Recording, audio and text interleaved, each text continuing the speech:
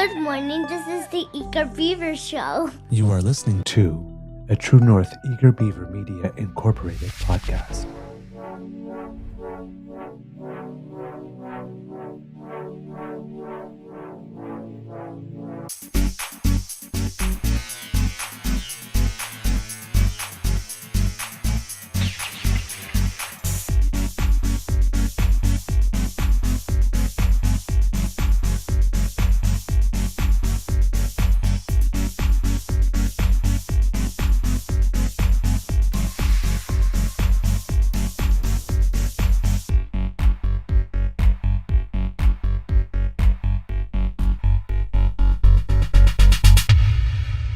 The True North Eager Beaver podcasts are proudly brought to you by our founding sponsors, the Miss V Mysteries from Corvid Moon Publishing, your source for science fiction, fantasy, and cozy mysteries featuring a broad diversity of characters. PsychicTarot.ca, book your tarot reading and unlock your spiritual journey. And the Pepper Master, hot pepper sauces made from farm-fresh ingredients to thrill your taste buds and expand your mind.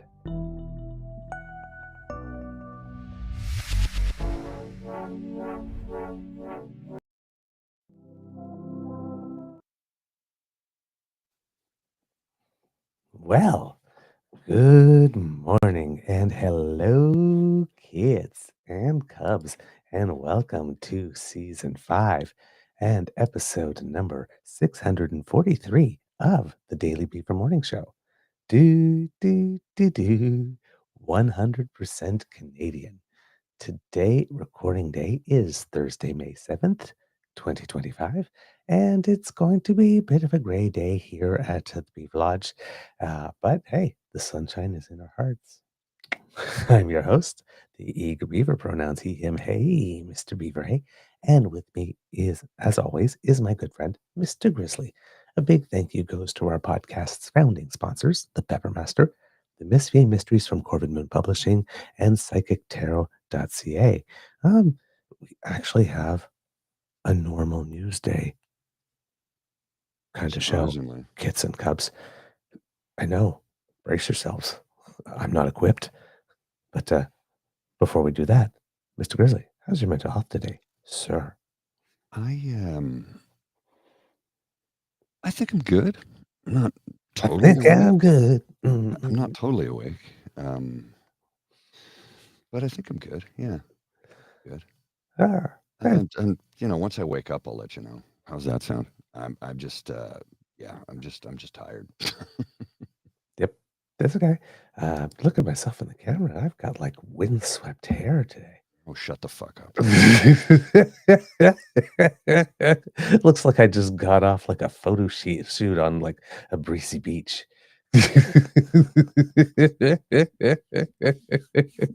Hey, rolled out of bed looking like that's what happens when you're a queen.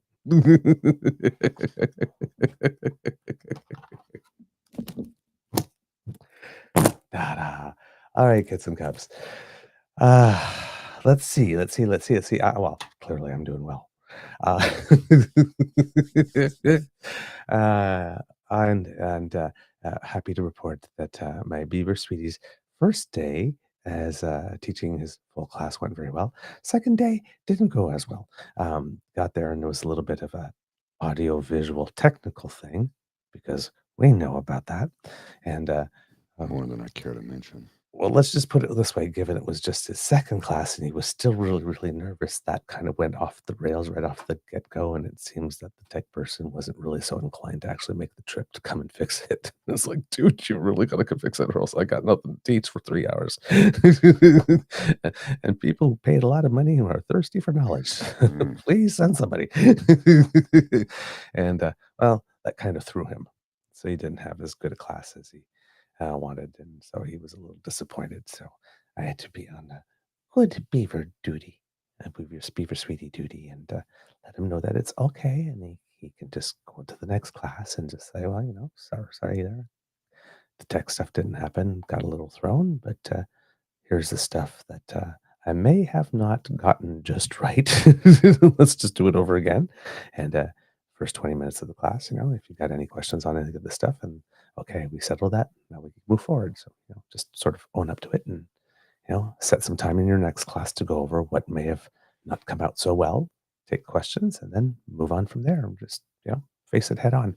So, but he was just like, oh God, I'm just so he was like, this is okay. It's not the end of the world. But of course, when you're on the other side of the ledger and it just happened, it's like the end of the world. It's everything. Yes, it is. Yeah. So, no, absolutely. I get that feeling. I know yeah, that feeling all too well. Yeah. So, but yeah, just life. Yeah. That's the thing with technology, right? It makes your life wonderful until it doesn't. Oh, well. Okay. So, yes, I will definitely get Mr. Jim. I give him a big hug from you. That's very nice. Thank you, damn fam. Here's a share for you. $2.05. Here we go. Ouch. Jeez. I also posted a link in the chat to I did an ASMR last night, and I posted a link. They're starting to come up, by the way, Kat. I posted a link to the chat because it's, when we do a show, or when I do a show, it goes on multiple feeds, Right. and you have to read the responses to that thread. So it gets restreamed to Twitter, and I use Dean's feed because he's got a very large audience, and I'm trying to reach as many people and grow my show. Right. And I looked at the responses to it. So I just replied to each one of them and then reported a bunch of them as violent speech. But responded, it's like, this is a show about mental health. You very clearly need help in that department. That was your ASMR? The people responding to the ASMR because it went through Dean's Twitter. Whoa. You got to read the thread. It's like, holy shit, man, you people need more help than I do. Like, what the? It's seriously warped behavior. That is, yeah. Okay, yeah. Oh my God. Jeez. That's one we keep on saying for everyone, like Twitter's not real life, social media is not real life. There are clearly X number of accounts. I don't know what they are. I mean, yes, there are people who are that miserable in real life, yes, but there's a ton of accounts that are generated. This is just, all of that cannot be real. Yeah. Oh, no, it can't be. All of that cannot be real. Because the threats of violence, and it's just beyond belief. Yeah. All of that can't be real. But there is the one thing I want to share with you quickly before we get into the meat of the show. It's a screen cap. It's a screen cap. Okay. So I don't know if you can see that or not. Yeah. You need to blow it up, or can you see it? No, I can see it. The guy who's apparently a pleb like everyone else, but flying first class somehow, may or may not be photoshopped. We have no way of telling. We have no department to check that stuff. I've invested 2.5 years of my life creating content, trying to help Pierre Poilievre over the finish line, just to have some advisors screw everything up by telling him to decline Joe Rogan's invitation to do his show after Trump derailed his massive lead. This is unforgivable. How'd I do? Pretty good. Okay. Yeah. And scene. I'm sorry, man. Okay, listen. Unless we find out down the road that just as was the case for the Western Standard and the counter signal, completely independent, so what, we're not at all involved with any governments or taking any government money. We just found out received about $450,000 from the government of Alberta between them. So unless the pleb reporter is being supported in that kind of way from someone within the party, you didn't do shit over the last 2.5 years of, you did what you did, like we all did as engaged citizens, and you got involved in democracy, but it's not like you were on the team, man. Yeah. I don't know if you can see those to read them clearly enough, but it's like, Yeah, I will leave Canada. I will leave Canada forever. I'm leaving Canada. I will leave Canada forever. Mark Carney is going to get destroyed in the next election. I believe this so much that I will leave Canada forever if Pierre Poilievre loses. Not only did he lose, he lost his seat. Yeah. So it's like you should like leave Canada forever, and then in the next life you should never set foot in it. I mean, Shit, was that bitchy? look, we're allowed to be bitchy about some Okay. stuff. It's like if you're going to be a hypocrite, we're going to call you out for it. We're going to call you out for it. It's hypocrisy of the highest order. And then he posts, "I'm leaving Canada for a while, but I'll be back." No, Yeah. no. That's not what you said. Yeah. Oh, well, another conservative man who's not of his word. There's a shock. Mean what you say and say what you mean. And Walk people softly and swing your big stick. And people are going to still throw money at him. Like somewhere in the world, man, Ashley Simpson must be going like, "What the fuck?" Yeah.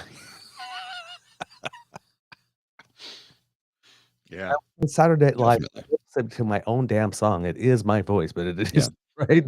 That's fine. I don't know why she was nervous, had laryngitis, stage fright. Who knows? Whatever she did, she's gone forever. Apparently, it was acid reflux.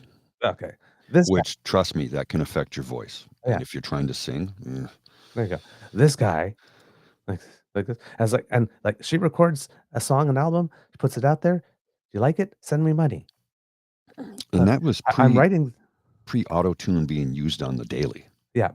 Auto-tune was existed. It Yes. it was a thing, but yeah.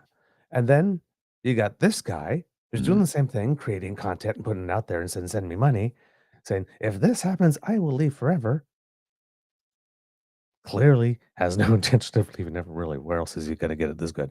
And people are gonna send him more money now because it's even more important that I do more work to push Pierre over the finish line. But we thought Clearly, you were I leaving. didn't do enough. I need to work harder, but I'm gonna need your help. P.S. Send money. I don't get it. It's like it's frustrating sometimes when you see people doing the short-term grift for some big payday, and then they disappear forever eventually, as many of them have.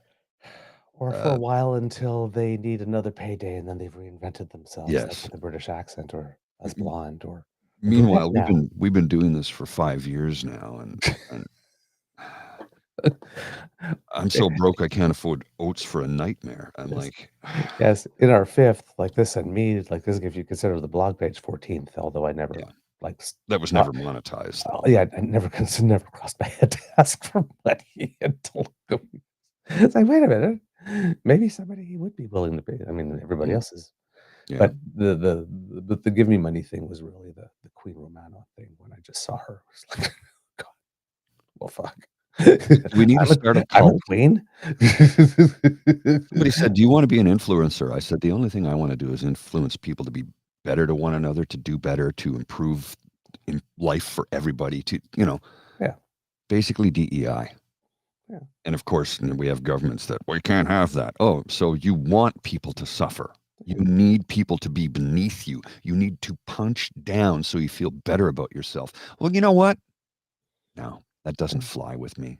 It's kind of weird. It's like, do I want to be an influencer? Like in one way, yes, I guess, because you wouldn't write the stuff and put it out there if you didn't want to sort of. Mm-hmm.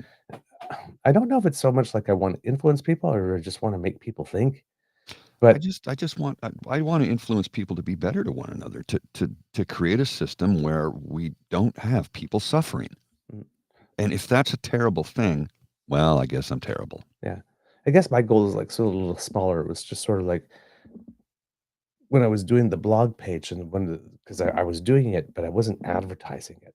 Right. So it was sort of like if you liked it and you recommended it to a friend, and that was like even like on the Twitter feed, my Twitter feed, I would never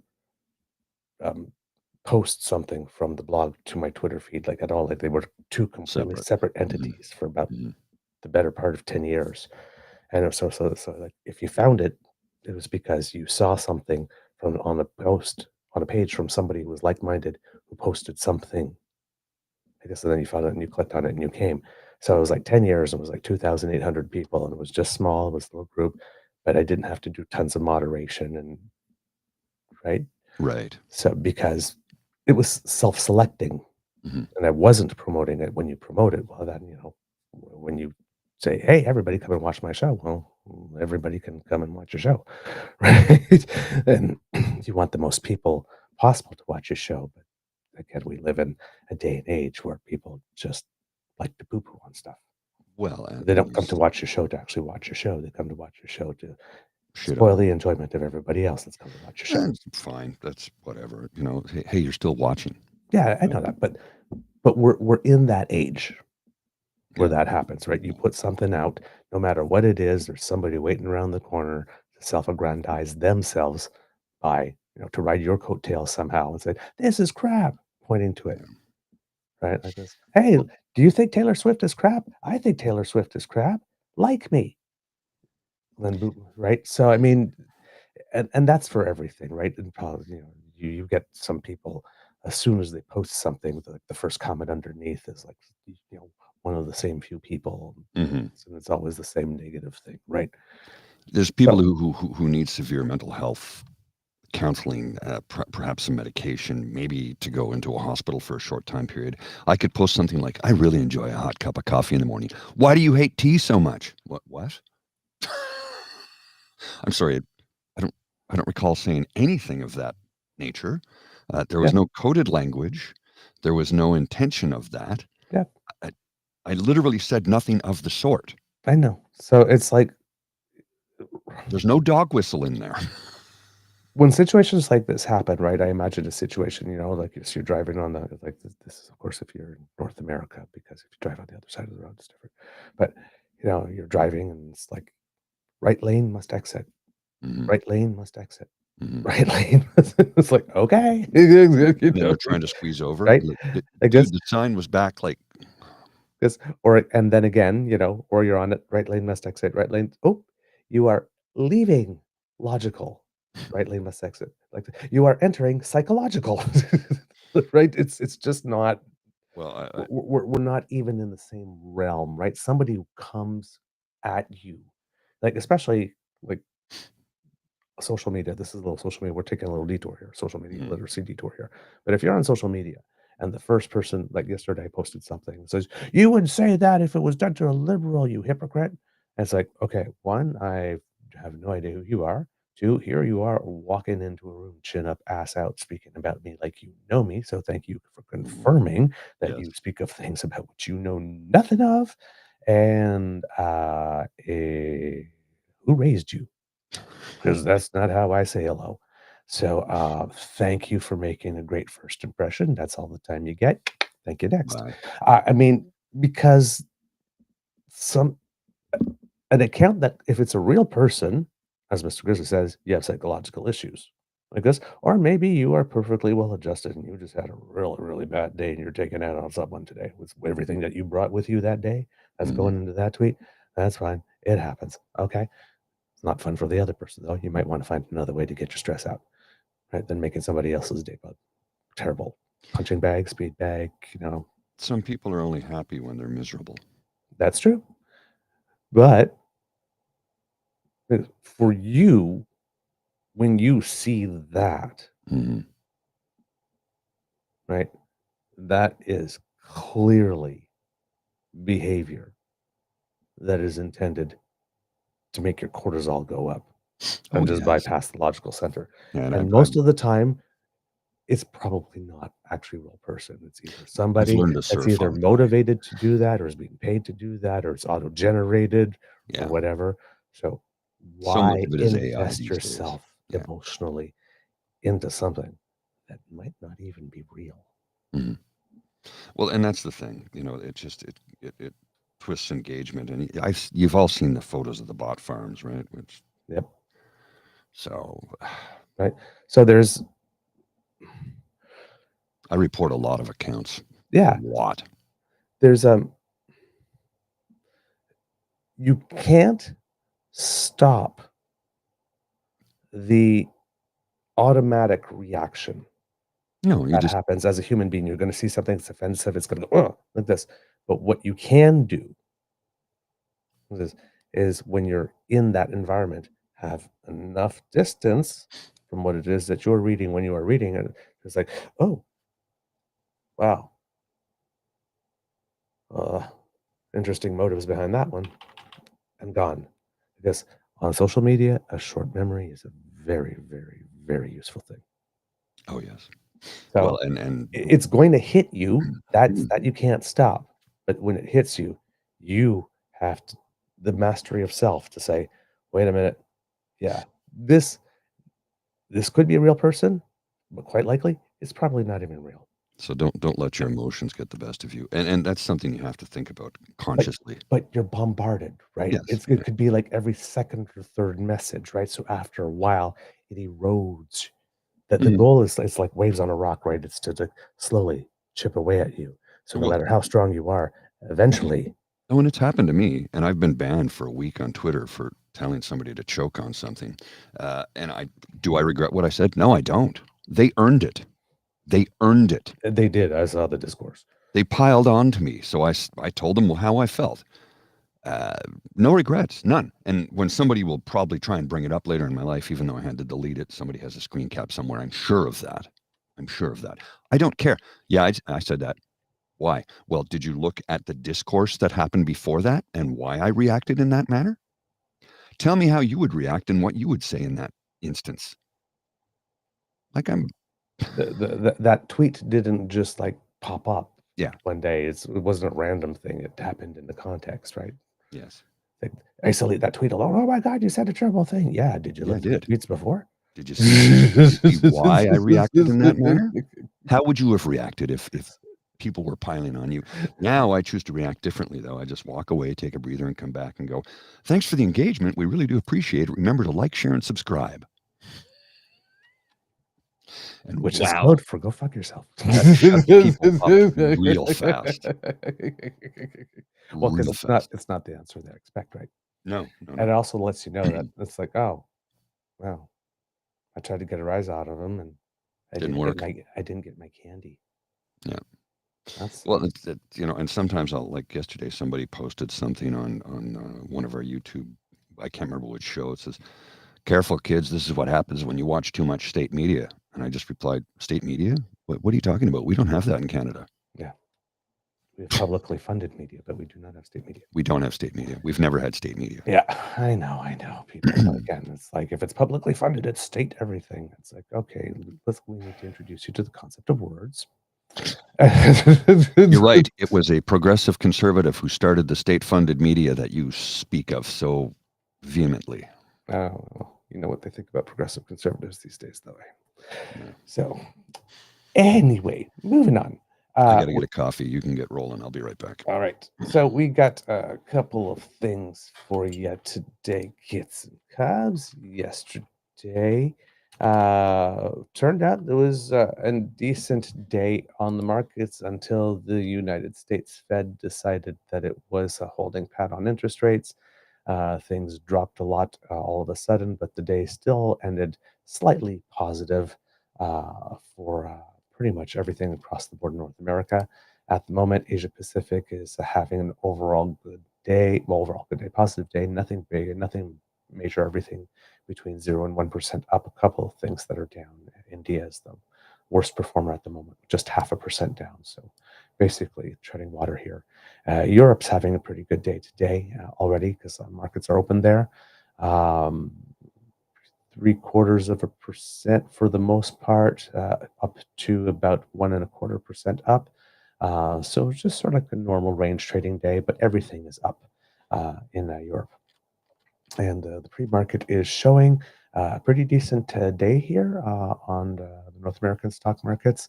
The Dow will be up about, implied open is about 0.9%.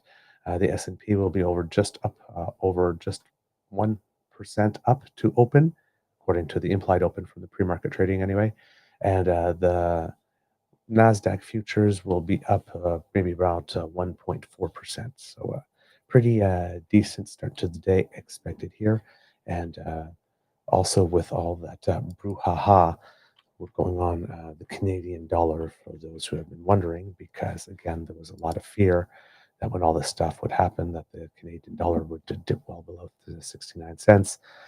We are still at 72 cents right now. It's a little down on the day. It was at 72.3 yesterday, and now it's at 72, pretty much flat. So losing 0.3, I guess, of a cent at the moment, but still performing very well, considering that they were saying would drop below 69. All right. Overall, in the news, I want to make a little pause for something, because a couple of days ago was Red Dress Day. And I realized that in the opening of the show, because somebody had mentioned in the chat, and I said, yes, it is Red Dress Day. And I said, we will get back to it. And we did not. So, Which day again? Sorry. Red Dress Day. Oh, Red Dress Day. Yes. So there was I think the first thing there in the outline I sent you is a little clip from what happened on the day. Here, Mr. Chrisley. I don't know if you see it there. Sorry, yeah, I'm just pulling it up now. Took me a second here to load it. Okay, but you have it? Yeah, I got it. Okay, cool. I didn't, just not sure it was clearly indicated. So yeah, it was a Red Dress Day on the 5th. And of course, this is National Day of Awareness and Remembrance for Missing and Murdered Indigenous Women and Girls and Two-Spirit people, or gender diverse people, depending how you want to refer to them. But usually, in this case, we would say 2S, so two-spirited people. It was coined, the day is coined by Métis artist Jamie Black as an aesthetic response to this critical national issue. The ongoing crisis of missing and murdered Indigenous women and girls and two-spirited people that we are facing is a direct result of colonization. In Canada, more than 6 in 10 Indigenous women have experienced physical or sexual assault in their lifetime. Can I stop you for just a second? Yes? No truer words have ever been spoken. It's a direct result of colonization. It absolutely is, because Two-Spirit was an honored thing amongst tribes. It was never an issue. It was colonizers who changed that, and made it an issue. And here's the funny thing: when you look at who those colonizers were, by today's standards, they'd be considered to be incredibly effete. Not dandies, effete. Powdered wigs, cork-heeled shoes, high heels. By today's standards, yes. By today's standards, right? Yes. I'm not sure if the Two-Spirit thing is true across all nations. Well, I don't know. But you're right. I know it's true for many of them. A great many. I don't know if it's true for every single one. You're right. Yeah, because positions of honor in the communities and stuff. But there is a tradition, at least that we know, at least in some nations. I don't know if it's a universal thing of that. Well, revered and respected too. Yes, because if I'm understanding this correctly, and I'm far from an expert, is the person is deemed to having both the male and the female spirit within that was the them, yes, and therefore, or have some either a special status, either maybe as a counselor or a healer or something of the sort. Like I said, I'm not as familiar as I should. If somebody wants to correct us if we're wrong, please do. We are glad to be corrected. We don't like to make mistakes when it comes to things like that. Well, we don't like to make mistakes, period. Well, I'm speaking of this off the top of my head now. If I were actually presenting it as a subject, I would have time to go and look and research it. So neither one of us. This is sort of like this. Yeah, my best sort of kind of recollection about something I was told many years ago. But yes, more than 6 in 10 Indigenous women experience some type of assault in their lifetime. And the impact of these disproportionately high rates of violence is felt in all areas of life. The effects on health and wellness include inequitable access and treatment in healthcare and underrepresentation in health research. So, in alignment with several calls to action of the Truth and Reconciliation Commission and the calls to justice developed by the National Inquiry into Missing and Murdered Indigenous Women and Girls, Canadian Institutes of Health Research recognizes the important role of research in advancing the health, well-being, and safety of First Nations, Inuit, and Métis women and girls, 2S LGBTQI plus people, Two-Spirit people in this case, and Indigenous communities overall.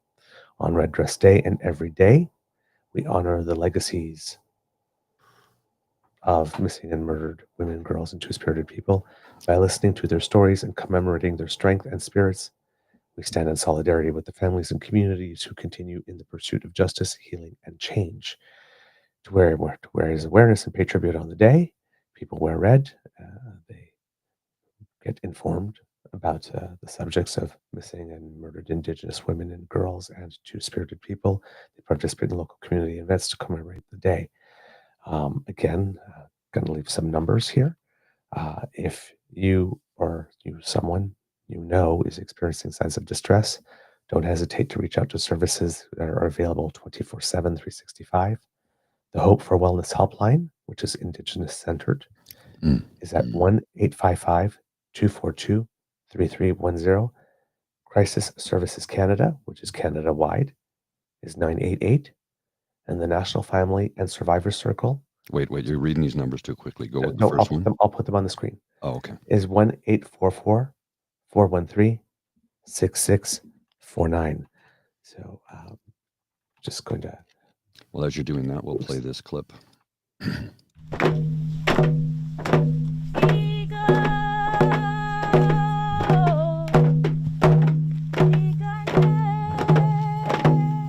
Today is Red Dress Day, a day when we stop and remember missing and murdered Indigenous women, girls, and Two-Spirit people across Canada.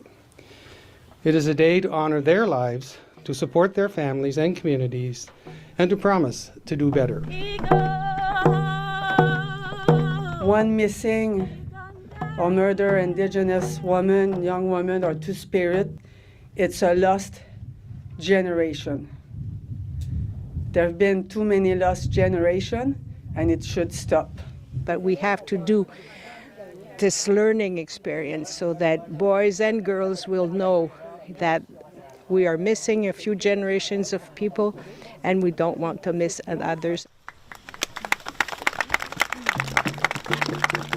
It's a lot on your spirit as an Indigenous woman, but I feel like being here and seeing the students drumming and taking reconciliation, and people from the Acadian and Mi'kmaq communities coming together in this special spot. It was so reinvigorating to my spirit and so hopeful. And that is so important. Even when we look at the National Day for Truth and Reconciliation, or Red Dress Day, it's a day, but it also should be carried forward through every day, so that we learn about the true history and the healing that will go from knowing what we know so that it never happens again.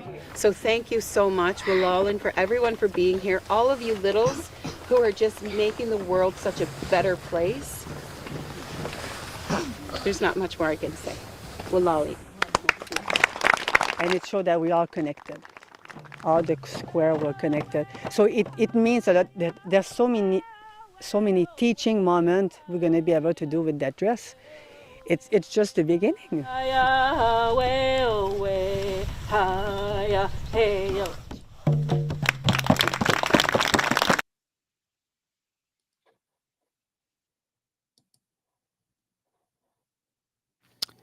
Well, there you go. There you go. So just wanted to bring some attention to that. And Mr. Grizzly, as you mentioned, I have got that information up there to put on the screen. There you go. There's So all the there you go. numbers. I'll just leave it up there for a bit to give people some time to note it down as we continue on with the rest of the show. And then, so we'll leave it up there for a bit to give you time to grab a pencil. And Dan has a question in the chat here. He says, so Two-Spirit is exclusive to the Indigenous community? I believe so. Could you say it's exclusive, though? I don't know. I'm not Not qualified to answer exclusively. that. It comes from. That's where it's exactly. That's where it comes from. Yeah. So it originates from. Yes. So, yes. Exclusive. That's not for me to say, but Yeah. that's where it comes from. Yeah. Yeah. That's probably the best way to say it. Yeah. No, that's not ignorance, Dan. You learn by asking. Don't Yeah. worry about it. I know. Yeah. Yeah. Absolutely. I That's know, how you but learn. You ask questions. there are no stupid questions if they are asked with honest intent. There you go. Because I used to say there's no stupid questions. Then I went to Yahoo Answers and went, oh, there's some stupid questions. Oh, God, please don't reproduce. Oh, But my if you God. don't Please don't know, you vote. don't Don't know. reproduce. If you don't know, you don't know. I know, but wow. Wow. You should have created an anonymous account to ask that question. Your whole name is there. Oh, that is not nice. No, I'm not citing any specific I know, individual I or know. piling on anybody, but trust me, when you read some of that stuff, it's like, wow. Well, you're trying to learn. I respect that. I respect that you're trying to learn. Did you not learn anything about human biology in school? Because wow. Wow. Oh, It's like my boyfriend kissed me while I was wearing a bikini. Am I pregnant now?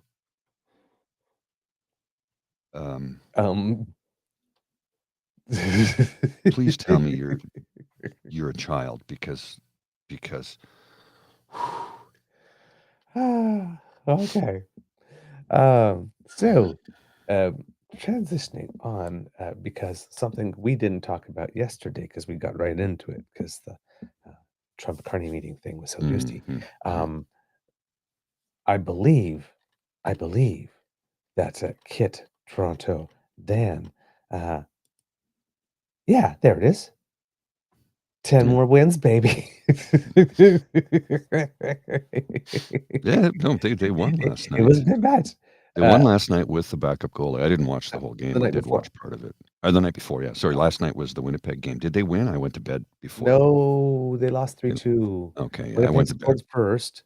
Edmonton won, but And Dallas had lost. scored 3 goals, and then yes, Edmonton. Of course, that's the match we didn't have a chance to talk about. Edmonton did win, so yeah, 1-1.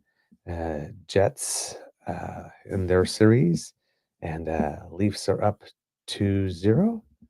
Yeah, so oh my god, I'm mixed up with who's. No, they're up 1-0. I can't remember now anymore. Yeah. That's terrible. Yeah, the Leafs are up 2-0, and the Oilers are up 1-0. I'm just gonna go check because now I'm not sure anymore. I've doubted myself. Yes, the Leafs are up 2-0.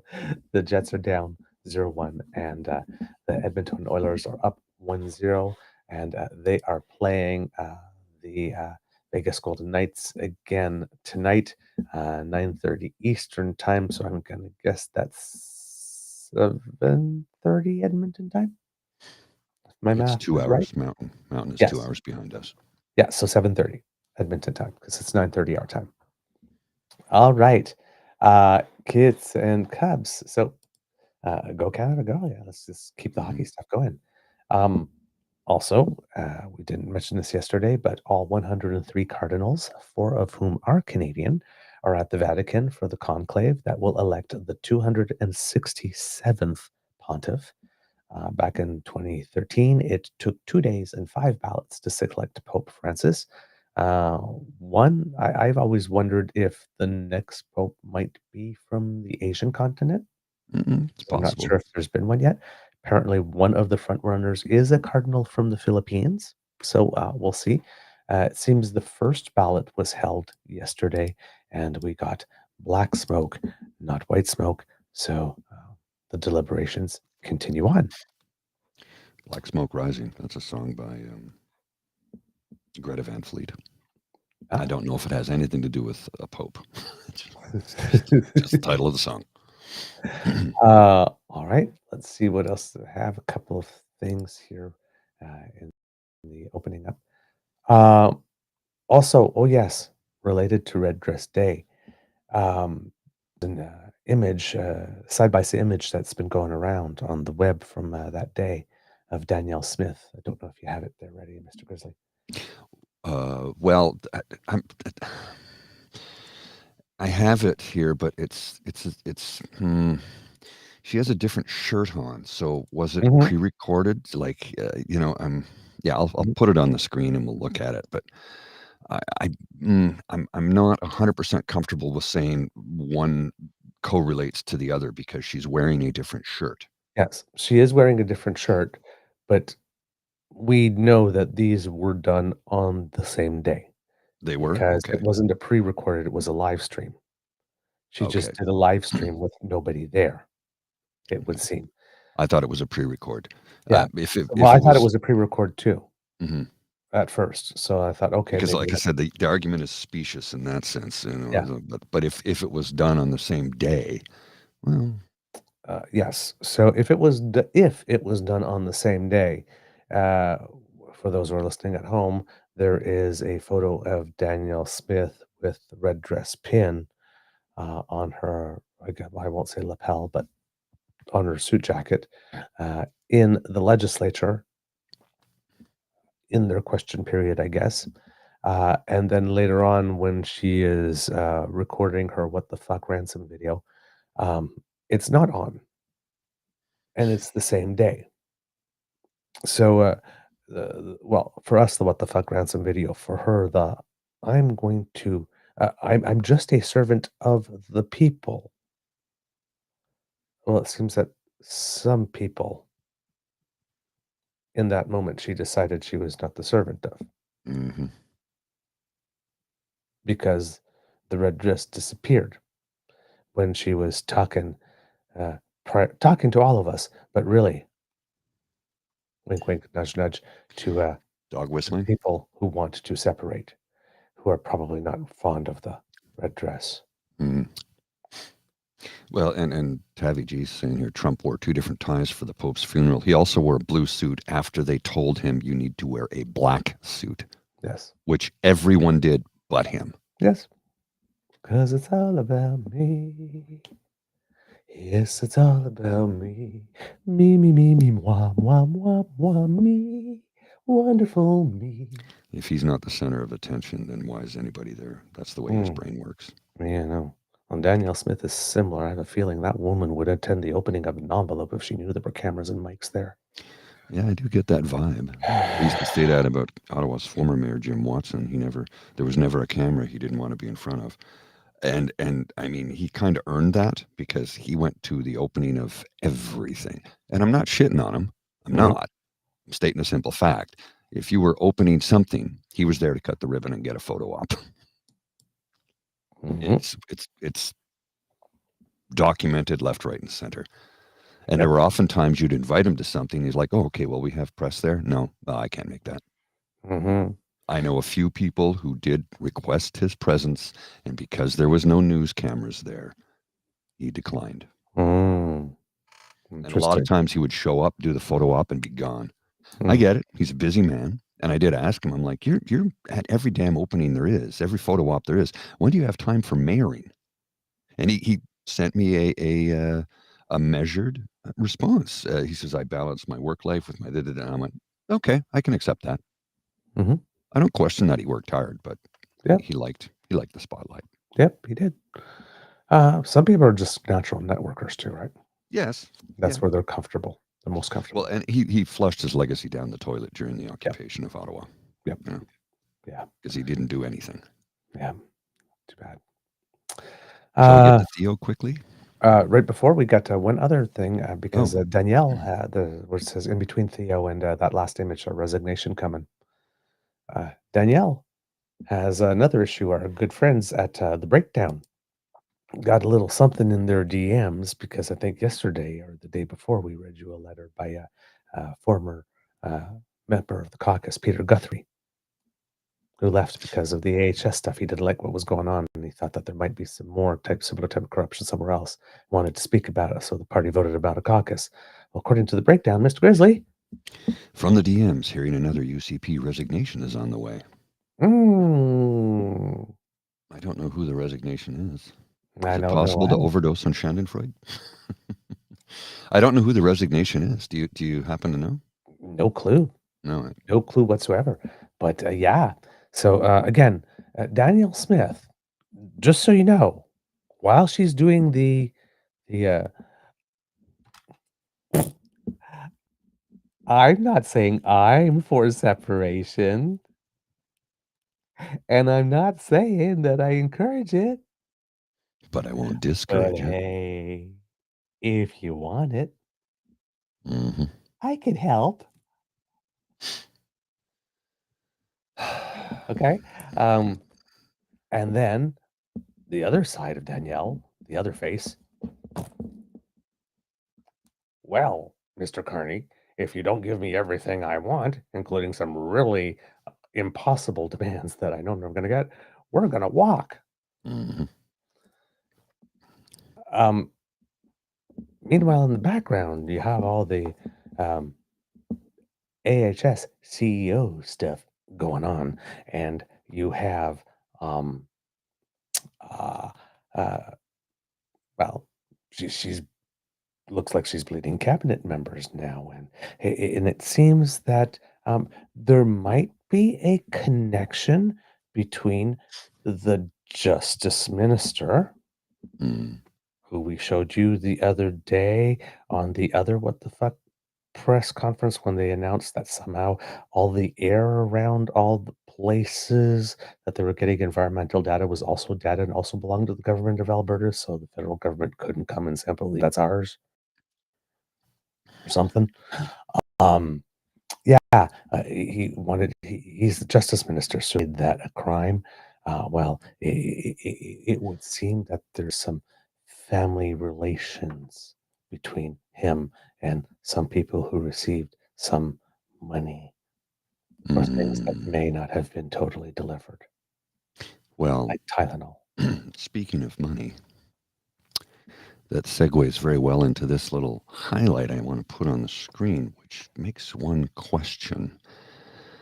Section 124 of the Canadian Criminal Code makes it an indictable offense to sell, purchase, or receive a reward for a purported sale or purchase of an appointment to or resignation from an office or a consent to such appointment or resignation. This section carries a maximum penalty of 5 years imprisonment. Now, I'm not saying anything about that other than somebody was asked to step down. Well, somebody stepped down. Whether they were asked to or not, we don't know. Apparently, he graciously volunteered Graciously volunteered to step down in a way temporarily. that provokes humility to come from Pierre. And he's temporarily stepping down. I don't know how that works. I'm guessing what they mean is that yes, because apparently when Chrétien and Mulroney also came in that way, although they didn't first lose a seat, they got Right. elected leader of the party and didn't have one. The person who gave up the seat, because then they got elected to the House, and then the following election they got the nomination in their own ridings, and then the seat became available. And the person who gave up the seat didn't have to run another nomination; he was just theirs. Yeah. So that they got to go back and run again in it. So I guess that's what they mean by temporarily, is that you won't have to run another nomination race. I guess. But it's also, he just won his seat with an 82% majority in that riding. 6 months away from his pension, Mm-hmm. and suddenly steps aside so that Pierre can walk in and take it. But there's a lot of blowback coming from that riding right now, who said, we did not vote for Pierre Poilievre. We voted for Damien Keurig. Did I pronounce his name correctly? Keurig or Keurig, I'm not sure Yeah, exactly. I'm not sure. So we don't, and Pierre Poilievre is not popular in that riding either, from what I'm reading online. Now, how much is that is real, I don't know, right? But the vibe is he's not popular there. Mm-hmm. We know he's not popular amongst a lot of women for obvious reasons, MGTOW boy. So he might not win. He probably will. Yeah. He probably will. They're he might not. probably, if Bernie doesn't, though, they'll probably be like a Wild Rose Independence Party candidate there, for sure, to push him. There's going to be somebody that's going to try to push him. See, this is the thing I don't understand about this, that he rushed so fast to get that seat and to take that seat. because now it's like the whole, and then Danielle Smith again drops the Alberta separation thing, which again makes me, I just can't tell if she's trying. She keeps on talking nice about him, but she keeps on doing things that don't help him very much. Well, what did Because she if he's lower the bar for before you needed from 600,000 to like 100 and something, 150 or something yeah, like that? that to provoke such a Yeah. move like this. Now, hopefully, maybe somebody will put on the ballot a referendum on her leaving. Well, I mean, come on. Be careful what you wish for, Danielle. Oh no, that's not a valid question. That's not a Actually, valid I'm question. going to actually on you on that one. Well, actually, No, Danielle. she's gonna go to do that. Yeah. It's like, says, no, well, but that question's different. Why? Well, because it affects me. Mm-hmm. Yes. Did not believe the Mm, as, leopard in my face. I did not believe the leopards would in my face. Oh man. Okay. So Carrie Tate, reporter for the Globe and Mail, who's been doing some really excellent work, reports Alberta's Justice Minister is a longtime friend and relative through marriage of a man whose company's business dealings with the province's health authority are now part of multiple investigations. Maybe it will be. Maybe the resignation is this guy because he doesn't want to be a distraction. Mickey Amory, who also serves as the ruling United Conservative Party's deputy House leader, confirmed his relationship to Sam Raish, whose businesses are tied to a lawsuit and multiple investigations, including by the RCMP and the Provincial Auditor General. Now, here you go, kids and cubs, because you think that if something is under investigation and then someone files a statement and claim in court, and then the RCMP announces that there's an investigation, that somewhere in the line before all of that, that you might have wanted to make a public mention. Oh, by the way, did you know we're related? But no, you didn't, and it's coming out now through the press, which makes it look like you weren't really proud of that relation. Well, Were you? You thought that there was something that you didn't need to volunteer. Because somewhere along the way, I probably would have said that earlier to save my ass. But no, okay, you made other choices. Let's see how that works out for you. Mr. Amory told the Globe and Mail that he and Mr. Marish have been friends, quote, for a very long time. Conflict of interest laws? He confirmed they are related, and when pressed for details, said he and Mr. Marish are, quote, loosely related through marriage. Mr. Amory is Alberta's top lawyer, and his department is involved in defending the government in a wrongful dismissal case filed in February by the Health Authority's former chief executive, which details allegations of improper contracting and procurement in the healthcare system. He also oversees the province's prosecution service, which would be involved if a criminal case arises from the RCMP investigation. And it would seem, given the GoFundMe's and the big protest on Wednesday of last week, that Athana Metsalopoulos has not one but two law firms that have been hired by the government using the taxpayer dollars of Alberta to try to make it such that she can't testify at all by bearing her in legal fees and legal paperwork. And I am guessing that if she is being pursued, if somebody from the government of Alberta retained lawyers to go after someone who's making a claim against it, that perhaps the province's AG might be involved in that somehow. well, You're loosely related to somebody materially involved in a case that is being brought against you and for which there's an RCMP investigation, and the person that's bringing the case just happens to be buried under a mountain of legal procedures that have come from the government, throwing the full weight of the state and the treasury of the state behind going after a private citizen. And you didn't think to maybe mention that you were related any time before this. That's not particularly impressive, sir. The allegations and investigations have dogged Premier Danielle Smith's government, which has rebuffed calls for a public inquiry. Yeah, no shit and no wonder.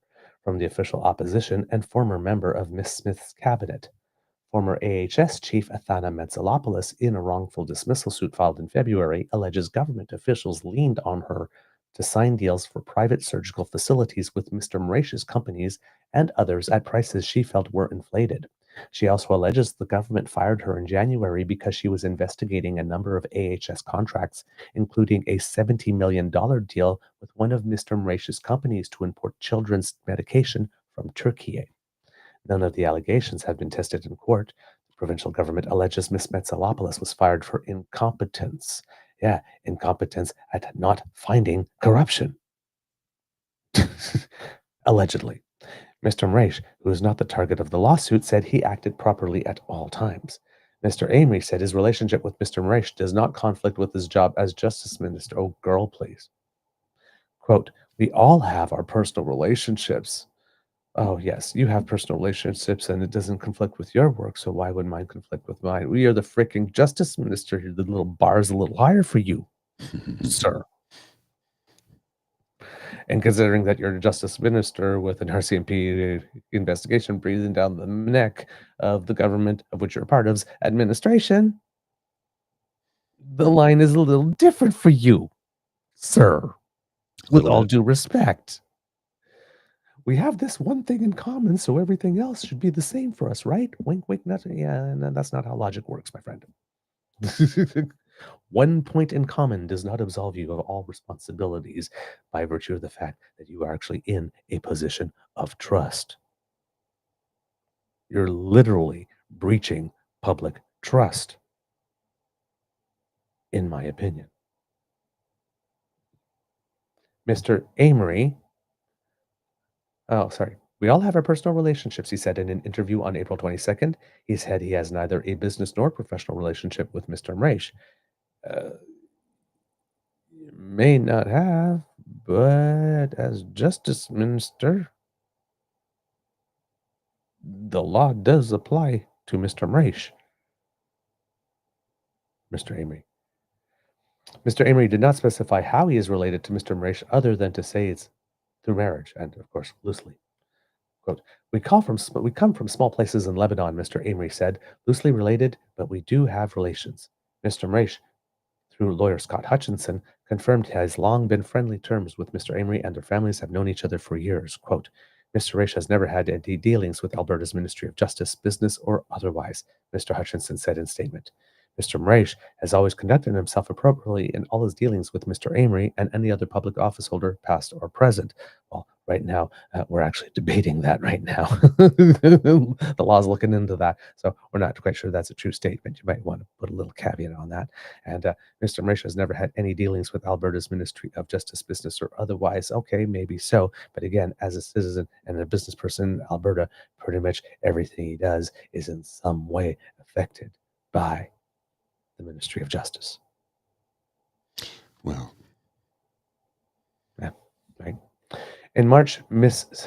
Smith appointed a retired judge from Manitoba to lead a third-party review of the allegations, but the UCP has rejected calls for a public inquiry. Mr. Amory said independent offices are overseeing the investigations involving Mr. Mresh's business with the government. Quote, we've made sure that the integrity of that independence is upheld through a number of different processes, he said, without providing further detail. Quote, the Auditor General, as you know, is conducting a comprehensive review of thousands upon thousands of records and interviewing witnesses as he deems appropriate. We're working to facilitate that as quickly as possible. The Auditor General in February said it was reviewing allegations of improper contracting and procurement at AHS and Alberta Health. The RCMP confirmed its investigation in March. In April, the Health Ministry instructed employees to redirect interview requests from Auditor General Doug Wiley's office to a law firm hired by the government. Mr. Wiley's office in the statement said the arrangement is not standard. The government maintains it hired the law firm to help coordinate the process. And I'm sure that the government is paying that law firm from taxpayer funds and not party funds. Of course. Yes. The Justice Minister also oversees Alberta's Crown prosecutors who consult with RCMP during investigations. investigations in which Mr. Mreish and his companies are not targets, but perhaps people of interest in that they might have some evidence or some things to say that could help or hinder the investigation, contribute, or just finding someone guilty or exonerate them. Would again, I'm the links are blatantly, obviously too damn close. Well, There is precedent in Alberta of appointing outside prosecutors to handle investigations involving the government. In 2019, the Alberta Crown Prosecution Service appointed a special prosecutor from Ontario to handle the RCMP investigation into then Premier Jason Kenney's UCP leadership campaign. No charges have been laid in that case. Andrew Flavel Martin, an assistant professor at Dalhousie University's School of Law, said Mr. Amory should take steps to formally distance himself from the government's handling of Ms. Metsalopoulos' lawsuit. Yeah, he should have done that way before. just you're a little out of focus there, sir, for some reason. I don't know what happened. Yeah, you're all blurry. And I thought maybe it was a data or a bandwidth issue, but I noticed the background is perfectly in focus, so it's not bandwidth. Your camera just went out of focus for some reason. If you can pull up Longitude, you might be able to adjust it that way. Okay. No rush. Just when you have a chance. While you're looking for that, I'm going to share these two Theo cartoons because we haven't had a chance to show them yet. Okay. This is the first one, of course. We showed this the other day, which we thought was pretty brilliant. This is how I dress for the White House, which is Mark Carney with a Never 51 Team Canada hockey sweater. And the second one is equally as brilliant. And this one is rather scathing. Mission Impossible. For those of you listening, it's Mark Carney at a chessboard. Sigh. Well, Donald Trump is eating crayons. I mean, just a thing of brilliance. A thing of absolute brilliance. Okay, and you're back in focus, sir. Okay, good. Yeah, I don't know what happened there. It was a little weird. Yeah, neither do I. So back to what Carrie Tate is saying here. So yeah, we have Andrew Flavel of the School of Law at Dalhousie saying that Mr. Amory should have taken steps to formally distance himself from the government's handling of the lawsuit, which is obvious. That's 101, and the reason why he didn't do it should be concerning. And, well, Andrew Flavel Martin goes on to say, quote, "The question I'd be concerned about is, how involved is he in directing the litigation around the wrongful dismissal, given that his friend is involved in one of these contracts, and not just a friend, someone to whom he is loosely related to by marriage, according to him," said Professor Martin, whose research focuses on legal ethics for government lawyers and attorneys general. Quote, "The optics are not good." Mr. Amory repeatedly answered questions about potential conflicts of interest by focusing on the rules of governing gifts rather than addressing his relationship with Mr. Mreish. The rules of governing gifts that the UCP changed so that they would be more generous. More generous. A great deal more generous. Yes. because apparently the UCP determined that they, as politicians, were so extraordinarily better than everybody else, and particularly you, that they could receive gifts of much higher value and still not be influenced. Yeah, it's completely. Don't worry about it. I'm just going to sit in this luxury box seat for the playoffs, and it's all okay. Don't worry. Don't worry. Didn't we I'm make not a thinking of purchase? you any more favorably than I was before. Didn't we make a purchase of Tylenol through your company? Was it 60 million? 70. $70 million. Something like that. And most of it is still sitting on a shelf and is not even suitable for children. Quote, we have a very robust conflict of interest act. Sure. Yeah. That describes what needs to be disclosed in a situation where somebody receives something in connection with the role of public office. Sure. When asked whether it's for, but even if it's disclosed, then what happens? Oh, nothing. You become justice minister, it seems. Well, no, actually, that's not true because, well, he didn't publicly disclose, so I guess that's not true. Jeez. When asked whether he informed the Premier of his relationship with Mr. Mreish, Mr. Amory said, "My family and friendship relationships in general do not offend any conflict rules whatsoever. They do not trigger any Conflict of Interest Act disclosures." So in other words, either yes, and I'm lying about it now, or no, I even lied about this to the Premier. And not lied by being asked directly because I pulled an Andrew Scheer. Well, Mm. nobody asked me if I was related to some race, but just by sins of omission, deliberately deciding not to say it every single damn chance you had. What's the saying that came from the book and the film The Circle? Secrets are lies. Mhm. Secrets are lies. I'm like, it's when you think about it, yeah, because you're not telling us something. You're lying by omission. Mm. Secrets are lies. I believe I would think secrets can be lies. There's some things you just don't want to say. Well, That's yes, fine. Everybody's entitled to their own garden. But yes. yes, if When it if you comes ju to if you this, just choose to say nothing, that's one right? thing. If you choose to say something else, though. Hmm. But yes. Mm. See, that's where better to be thought a fool and say nothing rather than to open one's mouth and remove all doubt. Yes. Same Remove thing with all doubt. lying. Same thing with lying. Yes. It applies to lying too. Just ra say, "I would rather not answer that question," is actually truth. Yeah. Yeah. And now, of course, it provokes another inconvenient question. Can I plead the Why? fifth?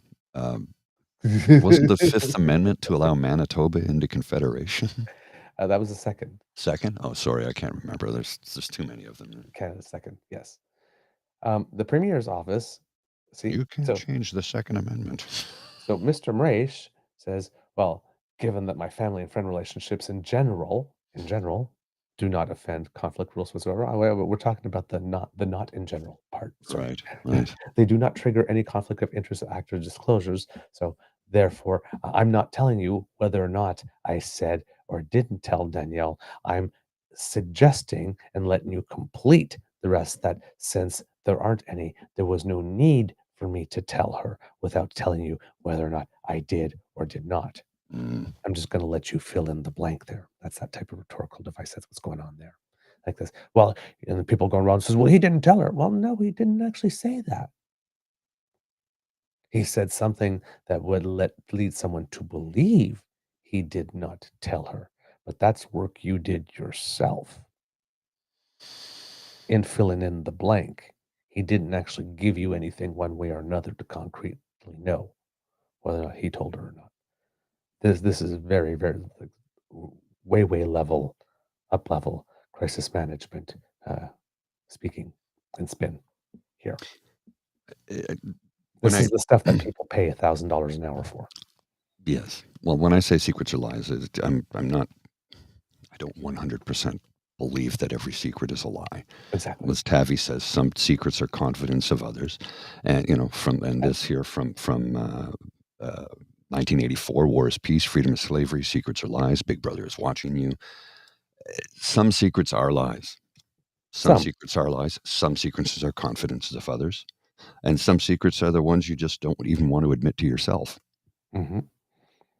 And We all have those. And some are just the things you say to not get yourself in trouble because being too candid. Mm. Some people could say diplomacy are lies too. Does this make my ass look fat? There's no winning with that one. There is no winning. So I'm just straight up going, You know what the answer is? I tell the truth. I tell the truth. You know what the answer is? Fat tastes good. I always tell the truth. And I've been, why would you say that? Why would you ask that? Would you prefer I lied to you? You asked me a question, I gave you an answer, an honest, truthful answer. You would prefer that I lied to you so you could go out and look ridiculous. Yep. With the confidence in your head that, no, you look great. No, I'm going to tell you the truth because I want to protect you from harm. And by telling you the truth, which might not be what you want to hear, It's in your best interest. Well, here's the thing. If you ask a question, you got to be prepared for every answer, not just the one that you want to hear. This is the thing. Or else don't ask the question. I've said this to people throughout my life. I'll answer that question, but you need to understand you might hear an answer you don't want to. Are you prepared for that? Because if not, you might want to withdraw that question. And I've had that happen many times in my life. And oftentimes they go, you know what? Never mind. Yep. I've done that a few times too. So are you sure you want an answer to that question? Because I will tell you. I will tell you. You need to be prepared that you might not like that answer. And oftentimes it's like, you know what? Never mind. Never mind. Yeah. Sometimes it's like, yeah. Because sometimes. And then their mind wanders all over the place and creates anxious moments. And it's like the next day, I got to know. Okay. Yes. Okay. But they in that day, they've given themselves time to emotionally brace themselves. Yes. And time to consent to what it is that they're going to hear. And have built up something tremendous in their mind that is 100 times worse than what you're actually going to say. Sometimes. Most of the time. Not always. I've been guilty of sometimes, at least twice in my life. What came out was worse than expected. It happens. It happens. All right. Yes. I need my third cup of coffee. I'll be right back. Okay. So you have Mr. Amory saying, well, nobody asked. And the Premier's office did not acknowledge questions about whether she was aware or concerned about the relationship. I'm going to take those two individual bits of human behavior as being, yeah, they knew. One person's like talking about something completely else, and the other person's like, I'm going to acknowledge you asked the question. Yeah, there's something there. Keep digging. The Alberta New Democratic Party pounced on the revelations in the legislature, with opposition House Leader Christina Gray asking Mr. Amory how he is managing, quote, this very serious potential conflict of interest, and the Premier whether she would require the Justice Minister to recuse himself. Joseph Shaw, the government House Leader, argued Mr. Amory is not involved in the investigations. Quote, putting your name on a ballot and getting elected to this wonderful chamber does not preclude you from having friends and relatives, he said. Oh, yes, yes. Yes, we all have friends and relatives. Why are you being so mean to Mr. Amory?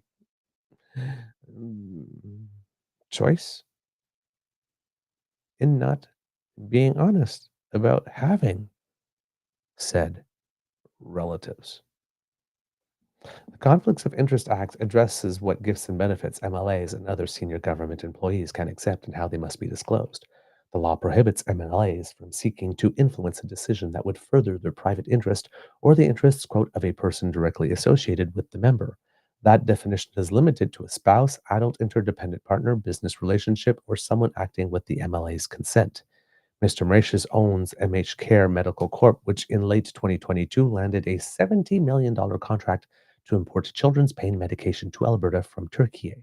MH Care has held $49.2 million of Alberta's money for more than a year since AHS paid it for drugs that never arrived, according to a letter the health authorities sent the company in December.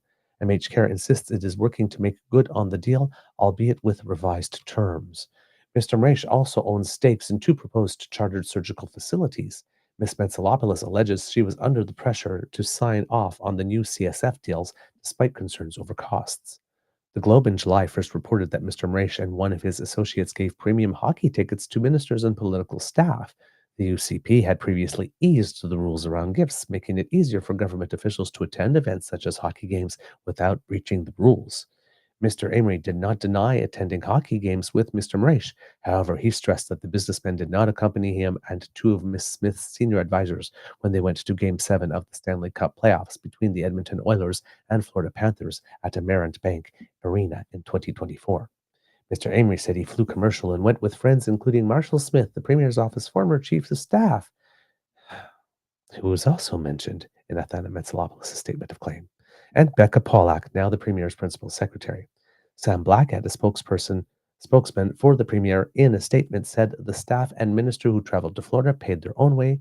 Mr. Smith, who is not related to the Premier, did not acknowledge a request for comment. So, yeah, yes, things not going well for Danielle. Just a little bit. like this. So again, a lot of the razzle dazzle, maybe that's behind it. Now, Give him the old razzle dazzle. even the old razzle dazzle, The Hudson razzle Brothers dazzle. Razzle Dazzle Hour. Yes, You remember that? I don't remember that actually. Kate Hudson's father was one of the Hudson brothers. Because I know of it, but I don't remember it. Well, I forget you're a few years younger than me. So. A few years, yeah. So Danielle Smith, as you know, has been fanning the flames of separation while denying that she's doing any such thing. Of course, Yes. and repeatedly assuring us that her personal position isn't for that, but she needs to uh, allow these people to have a voice who just happen to be her base, for their voices to be heard. They're a quarter of the population, but we must lower the bar to make it easier for them to express themselves than the charter already allows. They must have more expression than the rest of us. Okay. Sure. See? So, because they're not being obeyed, I mean, heard yet. So, but she's not for separation, and she doesn't encourage it in any way. However, if you would like to separate, now you're able to, and then like, because then she's like given the roadmap, and she's got all the signs and like this way, She but created an she easier doesn't. path. She's sorting it. It's not what she wants. No, she would never vote for herself. She still believes about a strong sovereign Alberta within a united Canada. Yes, she does. Liar, liar, pants on fire. You have no choice but believing in a strong sovereign Alberta within a united Canada because he ain't going anywhere. But you're not believing that because you want to, and you're certainly not going to stop people from believing that anything else is possible. Because as a premier, you would think that the premier thing to do is like, listen, people, I know you want that, but that's just not going to happen. So let's keep dealing in reality. Because I remember a time when we showed clips of you saying that you don't believe in all this fantasy thinking thing, but you're certainly encouraging people to believe in fantasy thinking. Okay. So, I find that odd. Yeah. On that note, I do have to go. It Oh. is that hour. It's 8:30. I have to run. Have appointments to get to, doggy to walk, breakfast to eat, Hello, doggy. laundry to do, places to go, things to see. Lots of stuff on the go today. So I will take my leave as of this moment, and I will see you folks later. I did do an ASMR live show last night. If you want to check it out, the recording is available. You can watch it on my ASMR channel. And I will be talking to you very, very soon. You take care. Bye. Thank you, sir. Oh.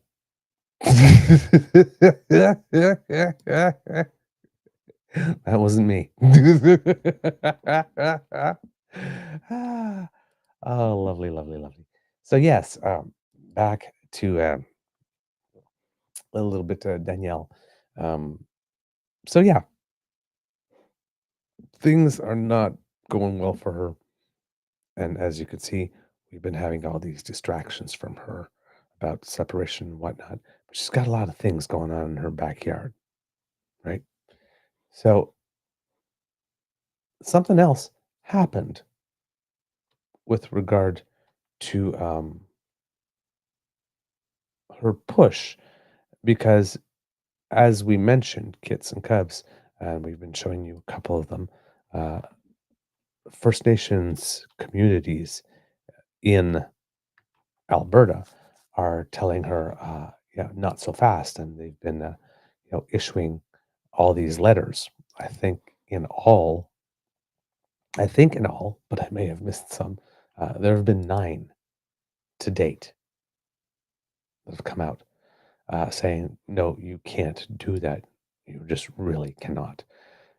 And I don't know if she's simply just not acknowledging them, or how it is she's dealing with it. Because I mean, in I can't say not acknowledging them, because in her video, she did say, like us, we will be respecting, these treaties, and this is non-negotiable. And so, but what she's proposing is there literally is no way to introduce a valid question on separation that would also respect treaty.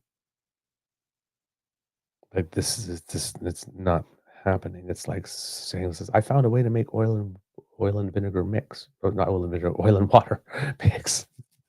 Um, no, no, she hasn't. There's no secret sauce there. It's just, it's not a thing. It's just not a thing. So I'm not sure if she is not getting the message, but clearly there are some people who are feeling that she is not getting the message because they felt the need to deliver the message in yet another way. So here we have for you, kits and cubs, Chief Through. Sorry, not Chief Through. Chief Alan Adam of the Athabasca Chippewa First Nation, followed by Alberta's Indigenous Relations Minister, Rick Wilson. If we're wondering who it could be, maybe Rick Wilson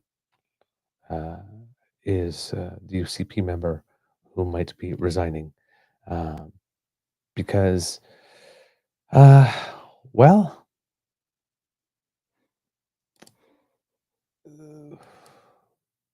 he's not particularly, I get the impression that he's not particularly proud of his government at the moment, given what it is that he had to say. So let's listen to the chief, and then let's listen to the minister.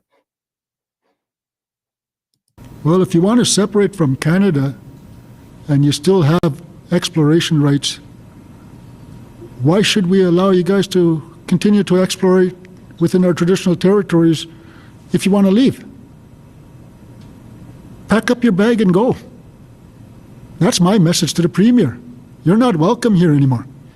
Well, I'd like to run and hide, but no, I can't do that, I'm not allowed. So, I mean, I'm going to have to stand up there and take the heat, and whatever happens, happens. But, like I say, I've got a good relationship with the Chiefs, and they know I've got a heart for them, and I want to continue working with them, and they've told me they want to work with me. And I'm hoping this doesn't affect our relationship that much, and once we get through this, that we can get back together and work together. Yeah. I'm not sure that the minister is going to have much hope there. You can't keep treating people like they're nothing. They have no worth, and expect it not to have a consequence.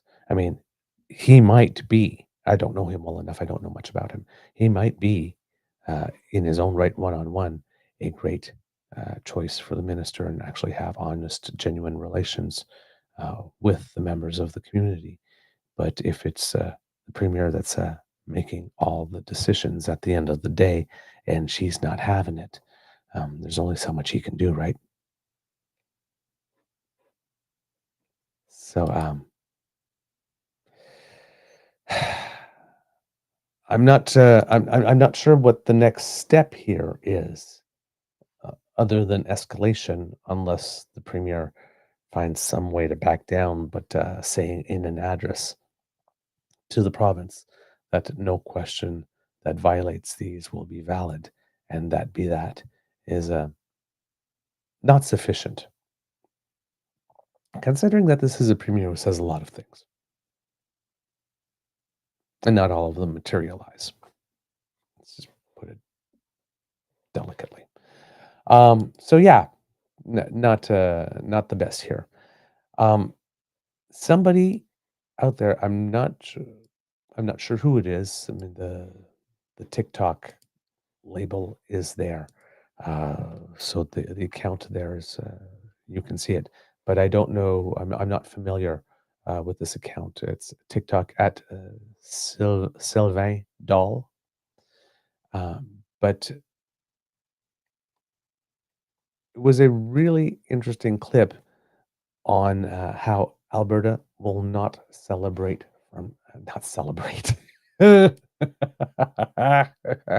it kind of applies, but will not separate from Canada.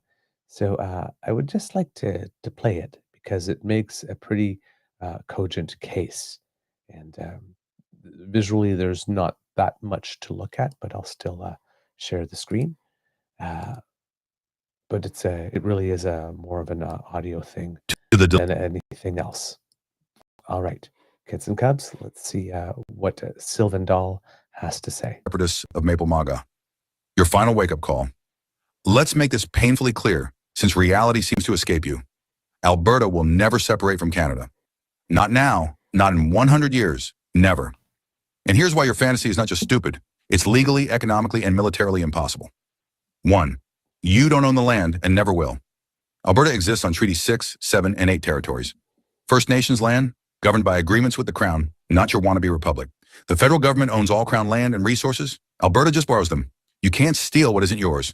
First Nations will bury you in lawsuits before you even finish your Declaration of Independence. Spoiler, they'll win. 2. The law says you lose, period. The Supreme Court already ruled, Quebec reference, that provinces can't unilaterally secede. The Clarity Act means Ottawa decides if your referendum even counts. Spoiler, they'll laugh and rip it up. The Constitution requires all provinces plus Parliament to agree to break up Canada. Not happening. 3. Your economy would collapse in days. No Canadian dollar. Your new Alberta buck would be worthless toilet paper by week's end. No CPP, no healthcare funding, no equalization. Enjoy your Mad Max-style collapse. No trade with Canada or the U.S. Your oil is now stranded. Your farm's bankrupt. No military, no passports, no international recognition. Congrats, you're now North Korea, but with more pickup trucks. 4. The U.S. will not save you. It's actually an act of war. Thinking Trump, or any U.S. leader, would help you rebel against Canada? Wrong.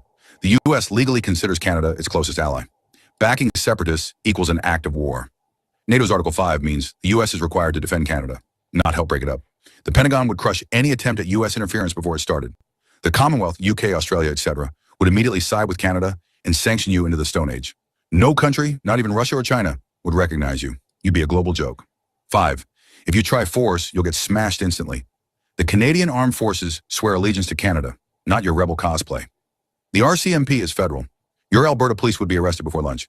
Any armed rebellion ends with CSIS kicking in your door, freezing your assets, and charging you with treason. 6. Your orange Oompa Loompa savior? A fantasy. Trump, or any U.S. president, can and won't help you.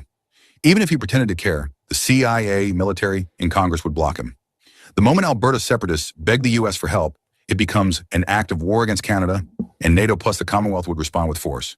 Keep dreaming of your MAGA rescue, but it's as real as your independent Alberta. Hint, not at all. The final word, this isn't a debate. You lost before you started. Legal? You lose. Economic? You lose. Military? You lose. Global support? You lose. Alberta is Canadian land. Always has been, always will be. So do us all a favor. Stop embarrassing yourselves. Drop the treason LARP. Start working on real solutions instead of childish fantasies. Separation will never happen. Ever. Now go touch grass.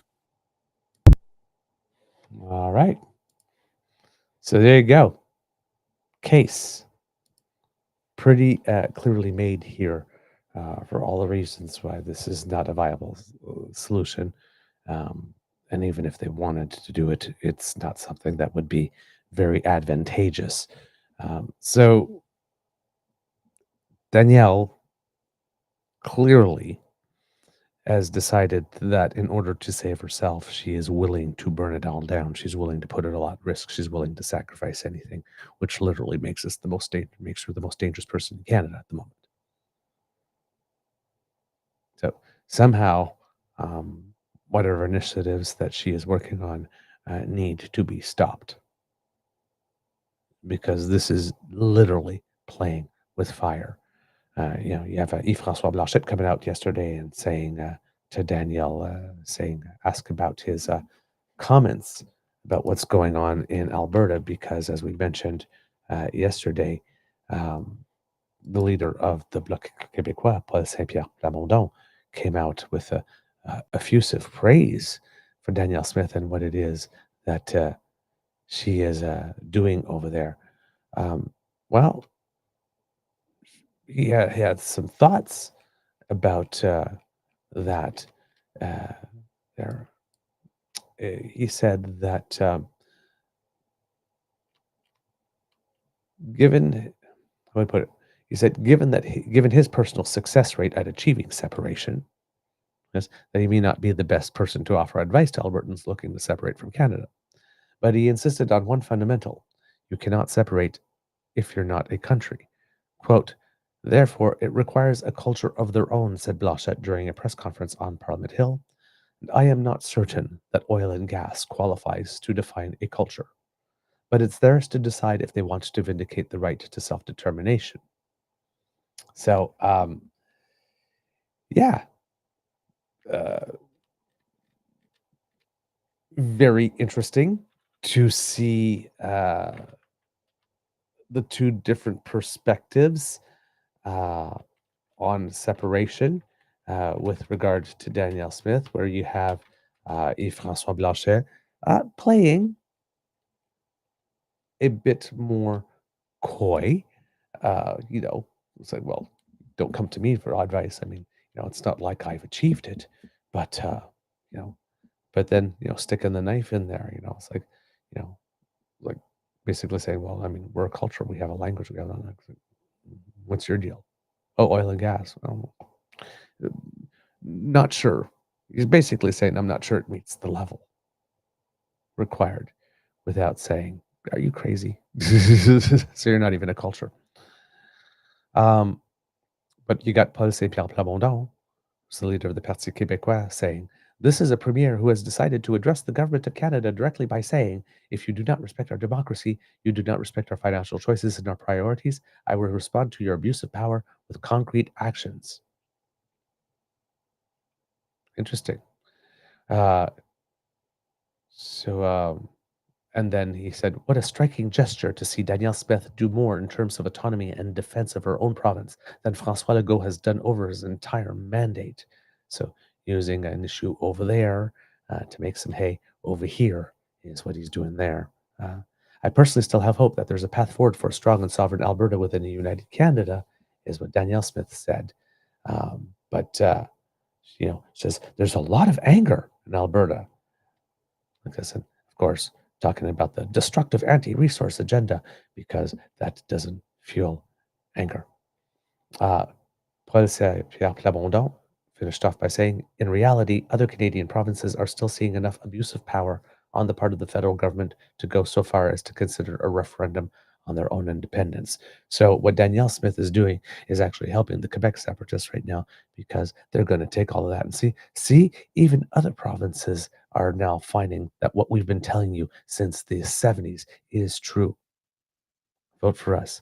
So not only is she trying to break up Alberta, but she's actually helping, being very helpful with the separation of Quebec at the moment here.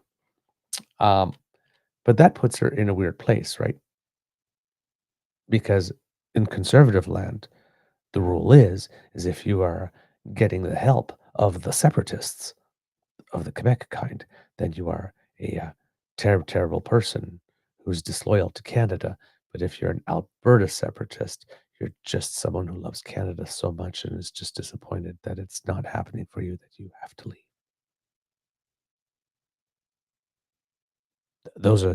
We literally have a situation where we have the good separatists and the bad separatists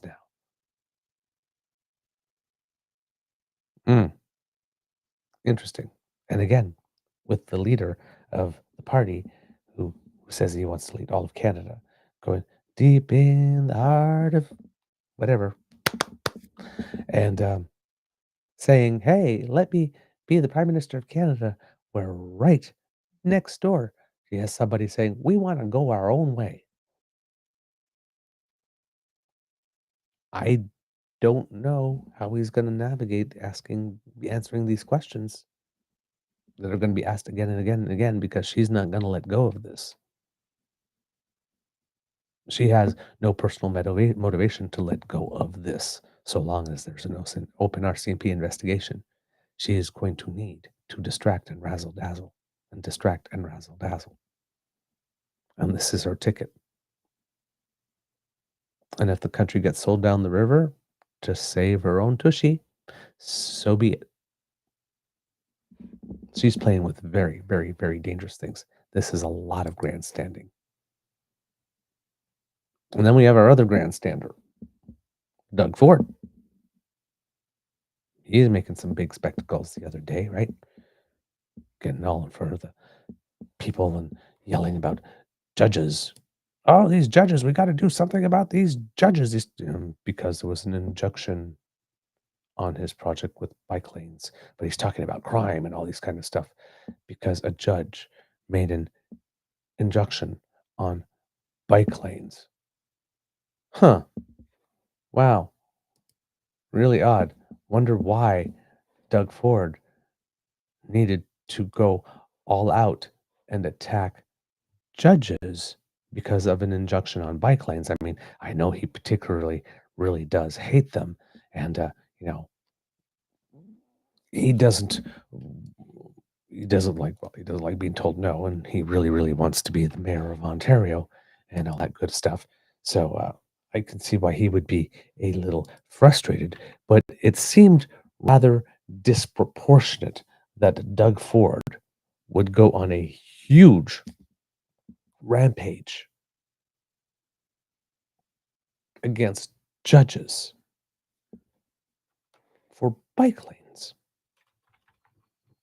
Well, might not have been about bike lanes after all, kids and cubs, because, yesterday,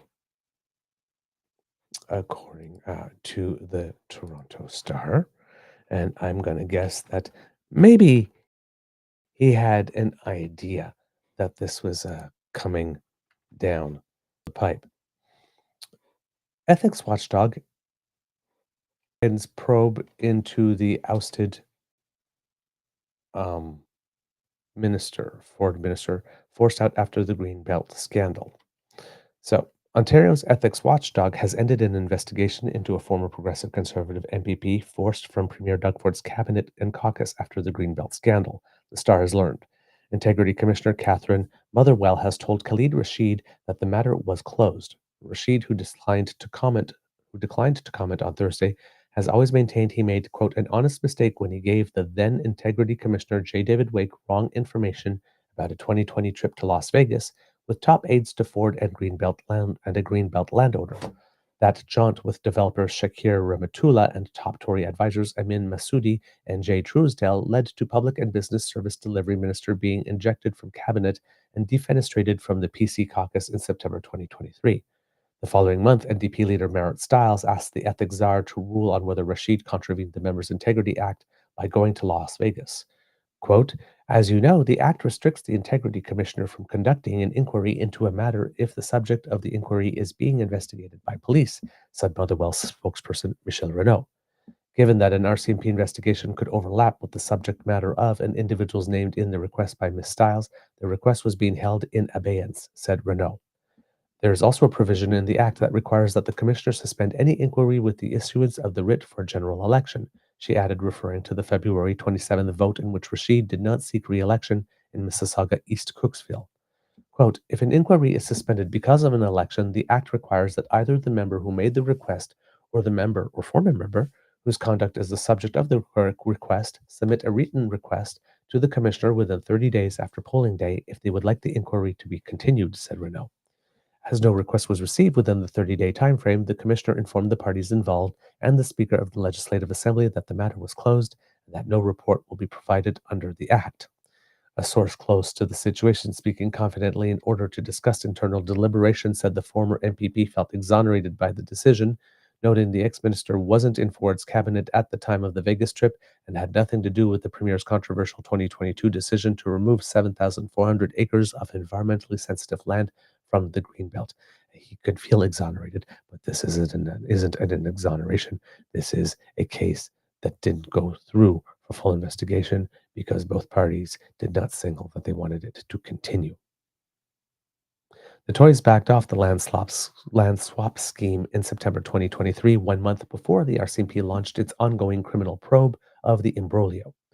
In his August 2023 report on the Greenbelt scandal, Wake, who was succeeded by Motherwell 3 weeks ago, said Rahmatullah attended the wedding of one of Ford's daughters and, quote, more likely than not, knew of the government plans to rezone the land.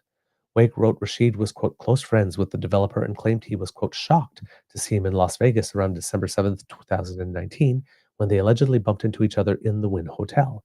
It later emerged the trip was in fact postponed until January 30th, 2020, and that Rashid, Masoudi, and Ramatullah had massages together in the hotel spa on February 1st. Ramatullah, who owned stakes in 2 small parcels totaling about 23 acres removed from the Greenbelt near Markham and Whitchurch, Stouffville, has denied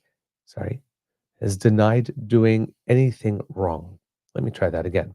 Ramatullah, who owns stakes in 2 small parcels totaling about 23 acres removed from the Greenbelt near Markham and Whitchurch, I don't know if I'm pronouncing this one right, Stouffville, has denied doing anything wrong.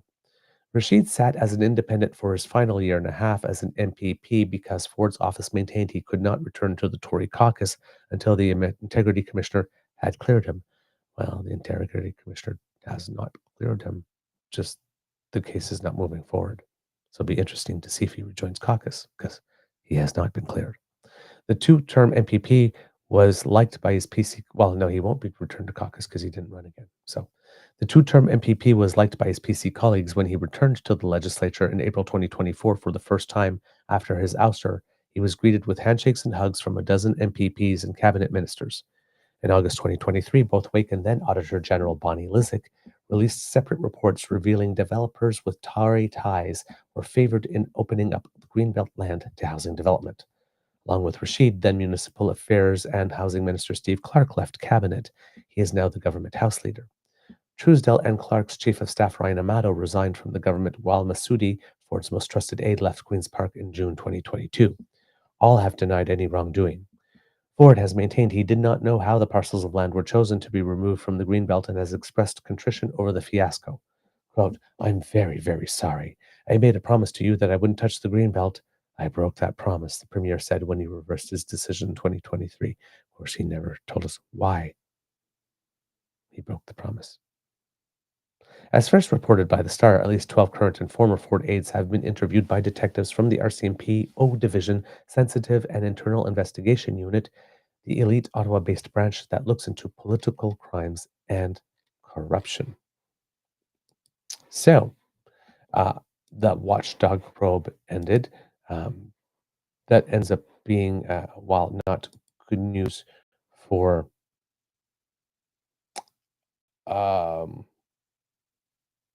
Ontarians and Canadians, because we're not going to get a full investigation into that, and we should. It's good news for the Conservatives, progressive Conservatives. What's not good for the progressive Conservatives on this front is that Ontario, and this is from Colin DeMello and Isaac Callan of Global, Ontario's transparency watchdog has issued another order calling into question how the Ford government managed records and communications around its decision to remove land from the Greenbelt. In its latest command, the Information and Privacy Commission told the government to write a former staffer and ask them to sign a sworn affidavit explaining the nature of a series of meetings in their calendar marked as, quote, private. The meetings took place between July and December 2022, the period of time when the Ford government planned and announced a decision to remove 7,400 acres of land from the Greenbelt. The Greenbelt decision was eventually reversed after a scandal that saw 2 ministers resign and is the subject of an ongoing investigation by the RCMP.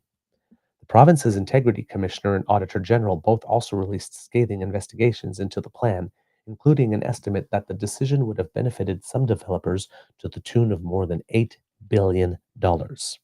Since the government announced and reversed its Greenbelt plan, the IPC has been dealing with a series of requests and appeals under Ontario's Freedom of Information laws.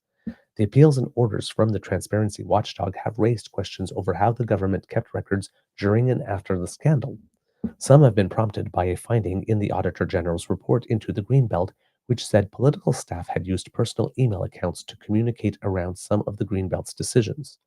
The latest order from the IPC stems from a Freedom of Information request the Ontario NDP filed for the calendar of Carlo Oliviero, who used to work as the Executive Director of Stakeholder Relations for Premier Doug Ford. The NDP requested the former staffer's calendar under access to information laws. The documents that were sent to the opposition party included 34 events marked as private. The NDP appealed the decision, arguing to the IPC that the private meetings could relate to government business and potentially the Greenbelt decision.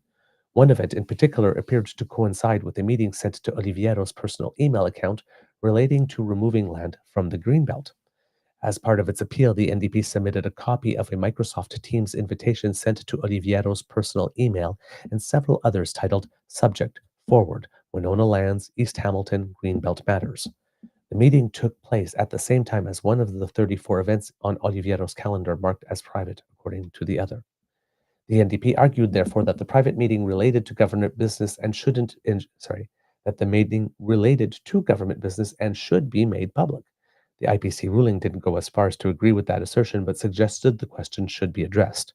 Quote, the Teams meeting invitation sent to the affected party's personal email account that the appellant provided raises serious concerns about whether the corresponding calendar entry marked private in the affected party's government calendar relates to the affected party in their personal capacity or in their capacity as a government official, the IPC adjudicator wrote. I acknowledge these concerns and accept they raise the question of whether this and some of the other entries in the affected party's personal calendar may contain government-related information. The ruling concluded the government had failed to complete a proper search after the NDP's Freedom of Information request and ordered civil servants to take further steps. The IPC said the Ford government must, quote, obtain a sworn affidavit from Oliviero confirming the nature of each of the 34 entries marked private in his calendar. If any of them are found to relate to government work, then the government must consider releasing them. Global News contacted Oliviero through his current work email, but did not receive a response ahead of publication. The Premier's office also did not respond to questions. Ontario NDP leader Merritt Stiles said the calendar entries could be part of a broader picture relating to how the government removed land from the Greenbelt. Quote, every little bit of documentation matters in an investigation like this. Let's be clear. The staff in the Premier's office knew perfectly well from day one what the rules were that applied to them in relation to information calendar entries, she said. That is all supposed to be accessible through Freedom of Information. If they've in any way concealed it, they've stepped well beyond their bounds. The order is the latest IPC decision related to the November 22 decision to remove land from the Greenbelt. As part of a separate appeal filed by Global News for emails potentially held on former Housing Chief of Staff Ryan Amato's personal account, the IPC ordered the government to obtain an affidavit and hinted at its power to have people testify under oath. In another unrelated order, the government was told to ask several former staffers to hand over Greenbelt-related records if they exist in their personal accounts, according to the Trillium. Stiles said the orders appeared to be a trend from the transparency watchdog. Quote, this isn't the first time we've seen this kind of request from the Information and Privacy Commission, she said. It's deeply disturbing the government isn't making this kind of information accessible immediately, right from the start. And it is, because there's no excuse for using personal email. None at all. So, yeah. Things are not going well for Doug Ford as well with regard to the Greenbelt, trying to hide, hoping to get ahead of it and hoping that nothing terrible for him happens as a result of it. But the investigation continues, and as we see, there might be some people who are trying to dissimulate certain information. Stay tuned. More to come. But he too clearly has a few things from which to distract. Now, Doug Ford, by virtue of the fact that he's the president of the Council of the Federation of the Provinces, has many opportunities to go to a mic and speak. So the other day, he was tearing a strip off Danielle Smith. And then, yesterday, not as much in terms of tearing a strip off. The subject of conversation in this case was a bit more Mark Carney following what was going on. So Doug Ford had a couple of comments because, yesterday, Mark Carney, the Prime Minister, reported back to the premiers about what it is that took place during his meeting with the President of the United States. So Doug Ford emerged from that meeting and had a couple of comments of his own. So we have them for you here, kits and cups. Differential trade barriers? Yeah, we did. We actually had that discussion. He said by July the 1st, but I said, let's all the premiers, let's get together, at least sign all the MOUs.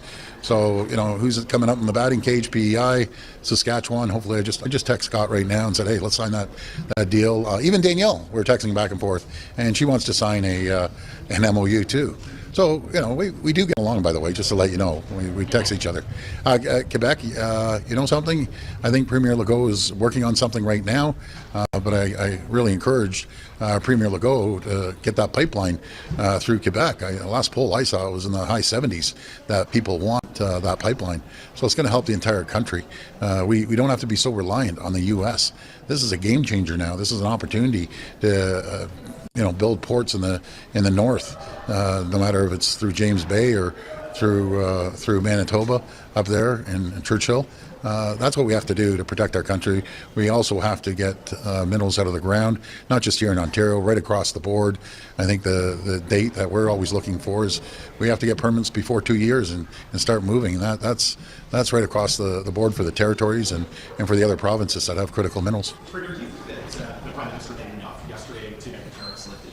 Yeah, I think so. No one expected to sign a deal, but I'll tell you, it was a massive step forward that he went down there, and they seemed to be getting along quite well, and he said they were getting along. So I think this is huge compared to the last Prime Minister. Premier, you got a sense of what he said to the President in the luncheon behind closed doors about getting tariffs lifted? Well, not to get into it deep because I wasn't there, but he did encourage us to encourage the the President, to move forward and let's get this deal signed. It's beneficial for both countries, and that was kind of the message that we heard today. Your government's been under fire for not doing more to tackle this measles outbreak, which continues to grow, or for making doctor more and more readily available to the media. Are you worried about this measles outbreak, sir? Well, let me tell you the facts, because there's always facts behind every story, and here are the facts.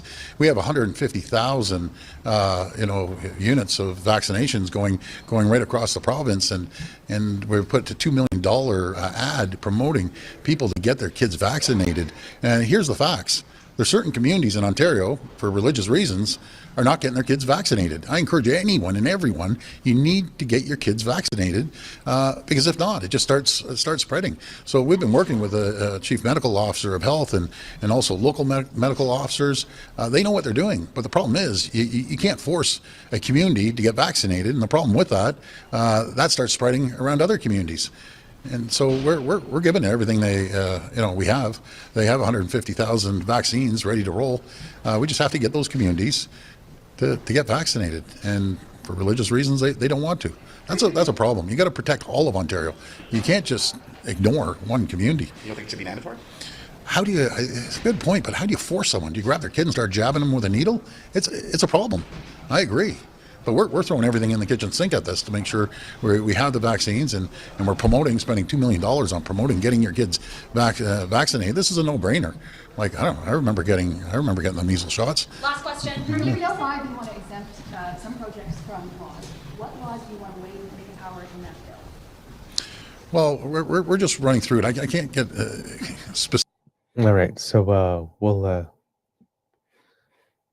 cut that over here. So, a couple things going on, of course, the measles one, which we haven't had a chance to report too much on the show at the moment, but in Ontario specifically, there is recently reported 1,243 cases of measles in the province since October. Now, of course, Doug Ford talking about the number of units of vaccine available, but the issue, of course, is not that there isn't enough vaccine, that there isn't enough ads or stuff like that, but it's the fact that we have the situation in the first place. Most of the cases have been in southwestern Ontario, and nearly 77% have been in infants. That compares to just 7 cases in all of Ontario in 2023. While the number has varied, the province has rarely seen more than 20 cases a year over the past decade, according to provincial figures. We've got 1,243 right now. Of the confirmed cases, 84 people have been hospitalized and 8 have ended up in the intensive care unit. Remember that measles is a highly contagious respiratory virus that spreads through the air. It can also be transmitted by touching your eyes, nose, or mouth after touching an infected surface, according to Public Health Ontario. Symptoms include fever, cough, runny nose, red watery eyes, and a red blotchy rash. Cases really started going up on January 13th. Before that, for several weeks prior, we were getting from 0 to 6 cases a week, all the way into November. And then on January 13th, it was 10 cases. Then the week of the 20th, it was 18. And then the week of January 27th, it was 22. Then it jumped to 34, then 73. And the jump from 1 to 10 is very statistically significant. 10 to 18 is very significant. 18 to 34 is very significant. 34 to 73 is very significant.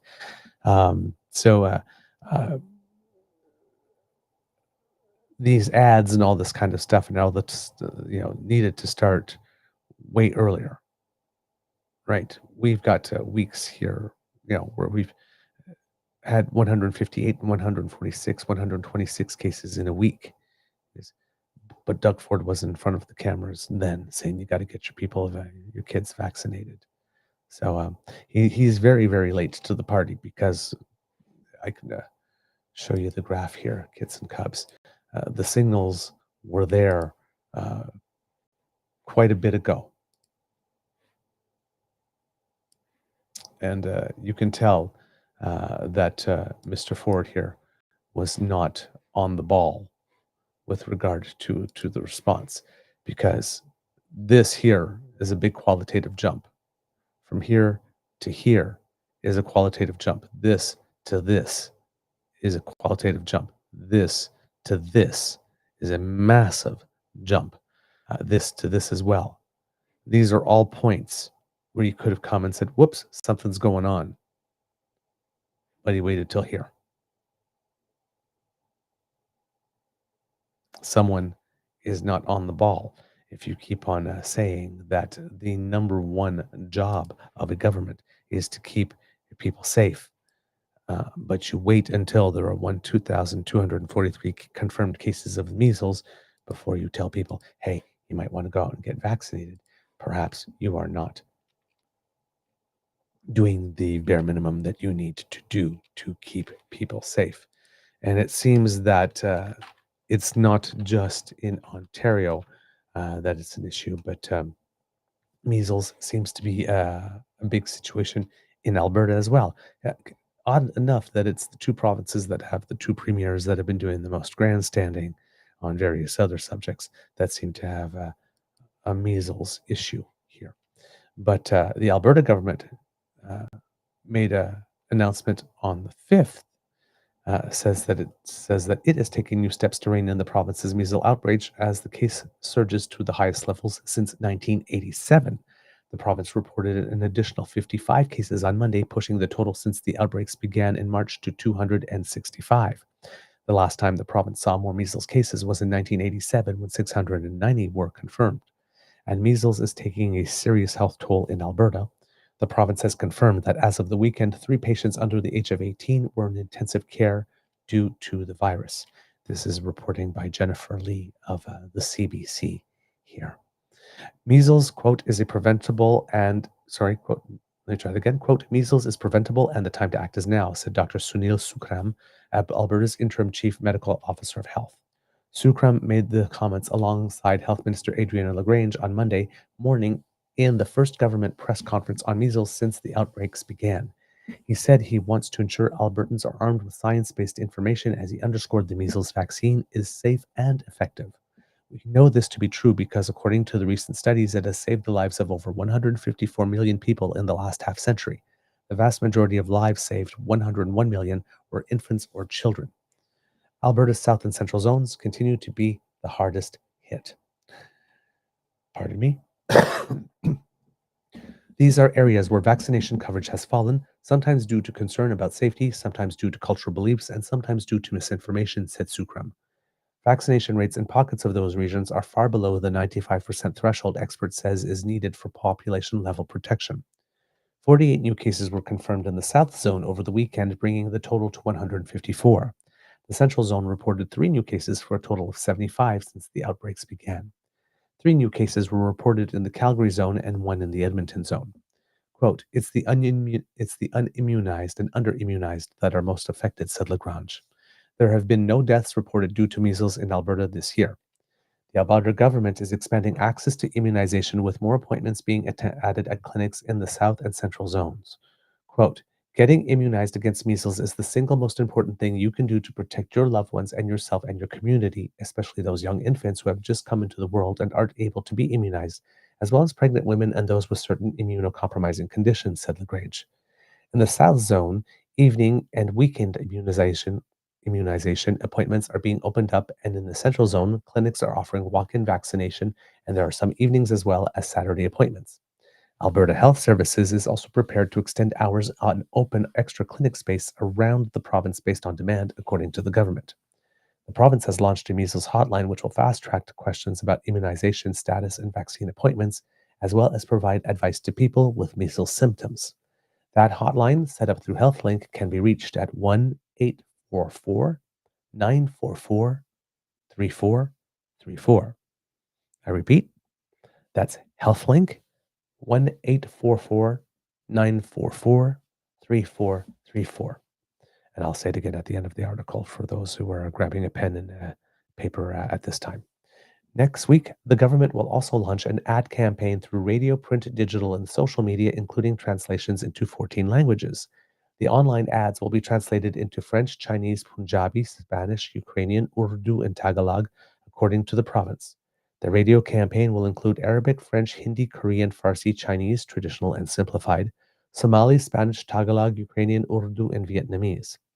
Public health officials are also reaching out to physicians, public health nurses, and faith leaders in impacted communities, according to LaGrange. It really is how do we develop trusting relationships with those communities that are under-immunized or unimmunized? How do we get the information out? It is reaching them in their own languages, developing those trusting relationships, he said. As Mr. Beaver thinks to himself, it really probably would have been helpful had you not raised all of that suspicion of vaccinations during COVID. But I digress. In the Central Zone, health officials are working with affected schools as well, communicating with principals and superintendents, according to the Central Zone's Medical Officer of Health, Dr. Ifioma Akebe. In addition, babies living or traveling to South or Central and North Zones are eligible for an early and extra dose of the measles vaccine, in addition to the routine immunization schedule, which recommends doses at 12 and 18 months of age. Plans are also in the work for standalone measles assessment and treatment centers, according to Sukram. Quote, AHS and the ministry have been working together to fine-tune that plan when the threshold has been met to implement the plan, like we've done for influenza, like we did for COVID, and there's a need for that service in particular. I think we'll be prepared to launch that, he said. It really should have happened about a month ago, said Dr. Sam Wong, president of the section of pediatrics with the Alberta Medical Association. He's been calling for stronger messaging from the province and increased vaccination access since measles cases first started being reported. Quote, now you have outbreaks in these smaller areas of Central Zone and South Zone. Maybe that could have been prevented. Maybe we didn't need to get 265 cases before we have a press conference. Thank you, sir. Dr. James Talbot, a former Chief Medical Officer of Health for Alberta, welcomes stronger messaging about the dangers of measles and the importance of vaccination, but he too believes it should have happened earlier, and he remains concerned about the potential impacts. For every 1,000 measles cases, he warned, you can expect to see between 1 and 3 deaths. My concern is that if we don't get this right, that we're going to see deaths, he said. And if we do, then everybody in the system, up to including the Minister of Health, who's responsible for that system, is going to have to ask themselves, quote, did we do everything we could have done to prevent this entirely preventable outcome? Despite the escalating situation, health officials have not yet declared a province-wide measles outbreak. LaGrange said cases would have to be continuing to climb in all zones, which she said is not happening in the Calgary or Edmonton zones. Quote, there's no reason to expect that the other 3 zones, Edmonton, Calgary, and the North, won't have the exact same path, said Talbot, noting it's impossible to prevent people from traveling between regions and potentially spreading the virus. Quote, call it province-wide, make it clear so far that we're not seeing the same increase in the other 3 zones, but we're going to be prudent and start taking precautions to make sure that those increases don't happen. Meanwhile, when asked how confident he is the outbreaks can be reined in given the situation in Ontario where cases have topped 1,200, Sukram said it will take some time. Quote, we are now taking active steps through immunization programs to try and stem that growth. It'll take a couple of weeks to months to see the fruits of that effort. It's not a quick thing, he said. Measles is highly contagious and can lead to serious complications, including pneumonia, brain swelling, and even death. According to the provincial government's website, between 1 and 3 out of every 1,000 people with measles will die. Measles symptoms include high fever, cough, runny nose, red eyes, blotchy red rash that appears 3 to 7 days after the fever starts. Information about measles, including case counts, can be found on the Alberta government's the Alberta government's measles webpage. I don't know why that was a tongue twister, which includes a link to a list of exposure location alerts.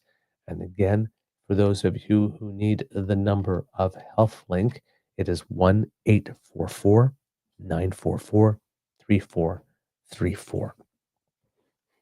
All right, kids and cubs. So you have all of that going on. You have some 2 grandstanding premiers, all that kind of stuff. You have Indigenous people rising up saying, we don't think so. That's not going to happen. You've got in Ontario, Doug Ford, a couple of little things saying, people going, you didn't respect the requests of some Freedom of Information Acts there in this investigation that we got going against you.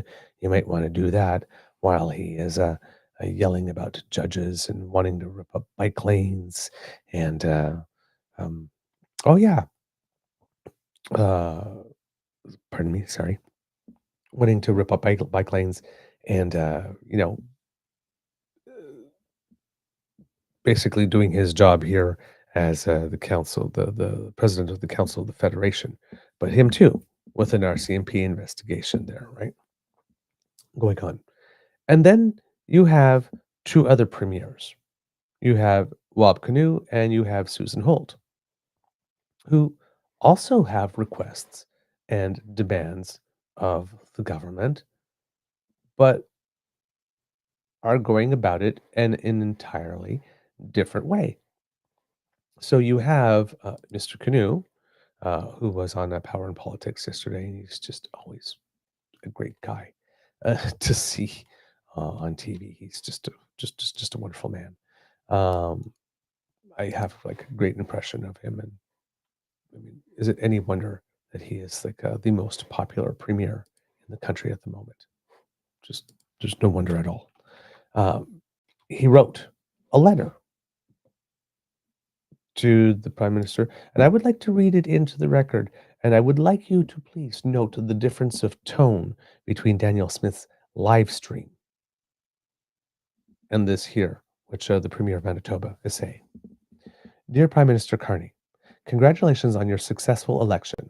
I commend you for standing up for Canada's sovereignty, and I look forward to working with you to build up this country we love so much. When it comes to partnering with the federal government on nation-building projects, Manitoba is uniquely positioned for success. Our central location with access to Arctic tidewater will enable Canadian energy, agriculture producers, miners, and manufacturers to deliver goods to new markets while also fortifying Canada's Arctic security. Our skilled workforce and true nation-to-nation partnership with Indigenous governments allow us to get shovels in the ground faster, and our affordable, publicly owned, and low-carbon hydroelectricity is a competitive advantage for industry and our economy.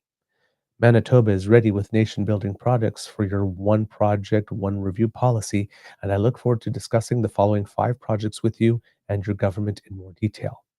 The One Canada Trade Corridor. Diversifying Canada's trade through Manitoba's Port of Churchill will bring Canadian goods and energy to new markets and make the Canadian economy more self-sufficient and resilient. This multi-purpose and multimodal corridor would also expand Canada's energy corridors, including transmission lines to Nunavut, build more all-weather roads and rail links connecting communities to economic opportunities, and drive critical mineral development that will build up Canada's critical mineral supply chain, like the First Nations-owned Minago mine in our province. Our government is taking a Crown Indigenous partnership approach to this project to engage the private sector. Canada is already investing in the Port of Churchill, and this project is a way to maximize the return on that investment. This project will seek federal collaboration through funding for icebreakers to expand the shipping season through the Hudson's Bay and for new energy generation transmission infrastructure in Manitoba to power the project. Manitoba is showing a firm commitment by repatriating 500 megawatts of power from U.S. exports to energize this project, including 50 megawatts set aside to power the transmission line to Nunavut. 2.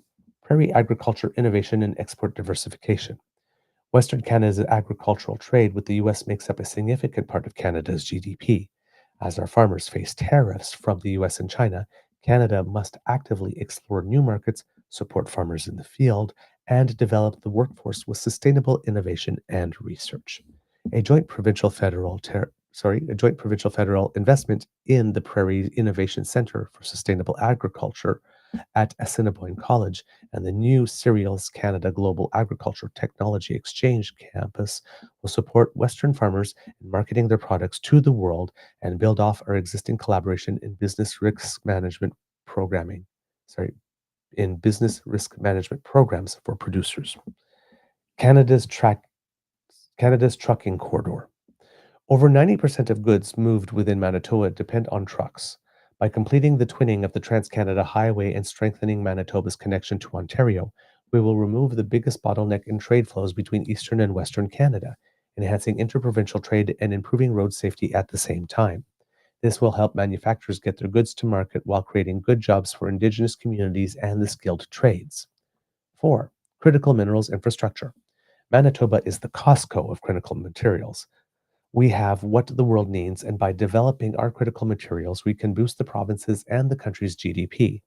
Developing Manitoba's mineral-rich north to fast-track exploration and extraction and build a critical mineral workforce with Indigenous nations relies on investment in northern transportation infrastructure.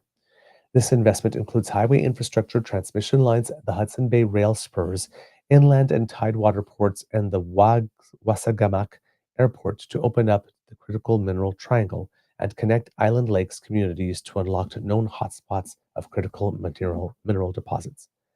And 5, Indigenous Fair Trade Zones.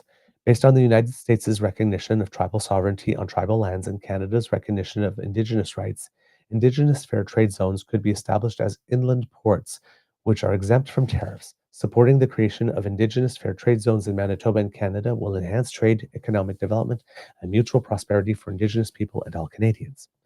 Manitoba stands ready to collaborate with you and all provinces and territories to build a stronger Canada on projects of national interest. We are already undertaking consultations with Indigenous nations, municipalities, and provincial and territorial allies to create new policies to fast-track our own regulation to benefit Manitobans and Canadians. At this pivotal moment in our nation's history, I look forward to working with you to build a stronger and more prosperous Manitoba and Canada. We will always be the true North, strong and free. Miigwech, the Honorable Bob Canoe, Premier of Manitoba. He's coming with solutions. He's got 5 specific projects that are ready to go. There's no or else in this letter. There's no, we feel we must defend ourselves from the policies of a hostile Ottawa. There's, we stand ready to collaborate with you in all of provinces. Here's 5 projects, 5 ways we can do that. I look forward to working with you.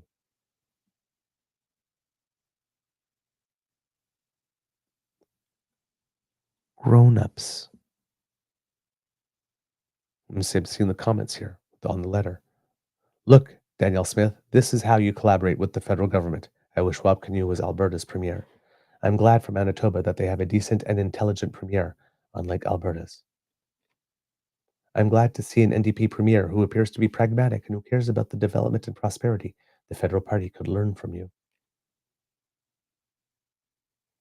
Rob Canoe, your unique perspective is invaluable. I have no doubt you will continue to impress us with your talent. This is amazing. Great news for Churchill and for First Nations and for all of Canada. This idea of tariff-free access to markets through First Nations partnerships is excellent. Way to go, Manitoba. Future PM right here. Canadians like thoughtful, intelligent, polite, helpful. And this is what Mr. Canoe is offering. It's not antagonistic. It's not yelly. It's not shouty. It's not screaming. There's no gun to the head. There's no threatening everybody else. It's just, hey, You want to do this? We have some ideas. It will help us. It'll help you. Let's work on them together. It's what the moment calls for. It's so nice to have an adult in the room.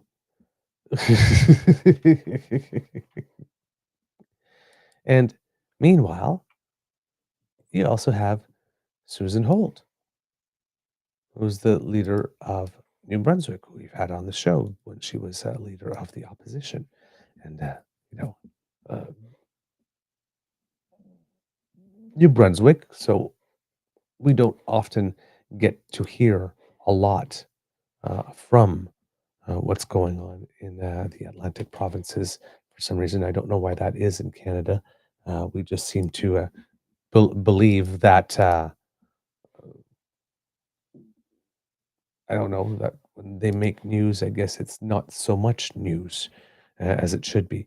But I wanted to present a few moments here of Susan Holt talking about, what's important to New Brunswick. This one here, of course, because New Brunswick is a bilingual province, is some bilingual comments.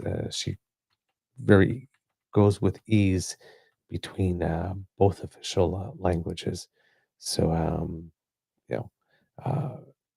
can't remember if this one has simultaneous interpretation or whether or not I will have to do it. But we're just going to play a couple minutes again.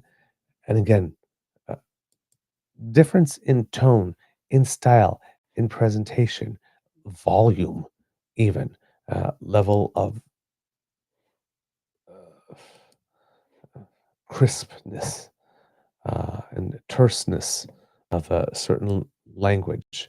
So here we have Susan Holt, the Premier of New Brunswick, stating what are some priorities for her province. And again, compare and contrast with Danielle Smith. We need a strong partner at the federal level because there's a lot that we need to do here in New Brunswick that requires partnership between a federal government and the provincial government as well as our municipal partners.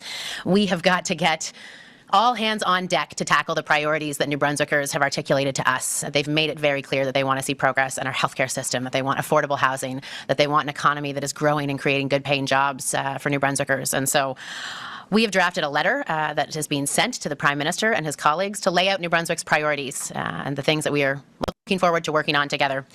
On a besoin d'un partenaire fort. We need a strong partner in Ottawa. We have many priorities that New Brunswickers have communicated to us, that we want to see progress on those issues. We want everybody to be at the to work on, like improving our healthcare system and having more affordable housing and an economy that produces good paying jobs for New Brunswickers. This is why we wrote a letter to the Prime Minister that explains New Brunswick priorities. We mentioned what we want to work on with the new government to advance New Brunswickers' priorities. Of what was in that letter. I think folks will be able to find it online, and it's been delivered to members of the media that are in this room. In the first instance, we are very supportive of the federal government's desire to see nation-building projects move forward because Canada is a big country and New Brunswickers want access to it, as well as we want Canada's resources to have access to New Brunswick. We want to make sure that Canadians can get access to New Brunswick's ports to get their goods to new markets. We want to make sure that New Brunswick has unimpeded access to other markets in Canada for our products because we have some world-class products here that I know other Canadians would love to receive smoothly, easily, and with no barriers or additional costs. On veut donner au Canada accès. We want to give Canada access to our ports that would give access to international markets. They need our infrastructure, and we want to give New Brunswickers access, an unimpeded access to Canada's markets. Our products, which are world-class, should be available to Canadians without any barriers, and we want to work with the federal government on this. fixed grid with the Canadian electricity system. That's in the best interest of New Brunswickers to have a resilient and strong energy and electricity system. And so we're looking to partner with the federal government to help us do that in the interest of strengthening and rendering more resilient our electricity. Healthcare. Healthcare is the number one priority for New Brunswickers. It's the number one priority of this government, and we were pleased to see that the federal government articulated support for healthcare infrastructure in their platform. So we will be going to them to talk about how those infrastructure supports are going to help us realize our goal of making sure that every New Brunswicker is attached to a family health team and a collaborative community care clinic all over this province. It's the number one thing that we want to get done, and we're going to be looking for the federal government to be ready to move on their commitment to healthcare infrastructure very quickly. Le priorité numéro 1 de Néo-Brunswickois et Néo-Brunswickois. So there you go, kits and cubs. Again, notice the difference in attitude, difference in posture. It's not so much that they're coming with demands, right? But openness to work together. And here are some areas of priority for us, for you to consider. There's no Canada must grant Alberta access to tidewater on the east, north, and west coasts. There's none of that. It's like, I saw him talk about healthcare like this, and there's some dollars for that. That's really great because we have some projects with regard to that. Those dollars could come in handy. So we're looking for a meeting, forward to meetings to know how we can use those dollars to catalyze some activity here. The stances are very, very different. So that's what I'm trying to point out here today is that you have the grandstanders and you have the grinders. People put their nose to the grindstone and are just doing the work. They don't need to do a special live stream with a Q&A the next day. They don't need to be at a press conference and get fed a question and then all of a sudden just suddenly go off on judges because you got an injunction on bike lanes. You don't need to, you know what I mean? These things are not, so you don't need to make a spectacle. You don't need to make a show, right? You write a letter, you have a press conference, you talk about what you wrote in the letter. And then, you have meetings coming up, you have calls coming up, you plan, you make it happen. I mean, you have to report back to the public, of course, right? But there's the Danielle Smith way. There's the Doug Ford way. Then there's what Wab Canoe and what Susan Holt are doing. So, as we said on the show, 2 premiers grandstanding, 2 premiers who are grinding it out, and 1 premier making a graceful exit.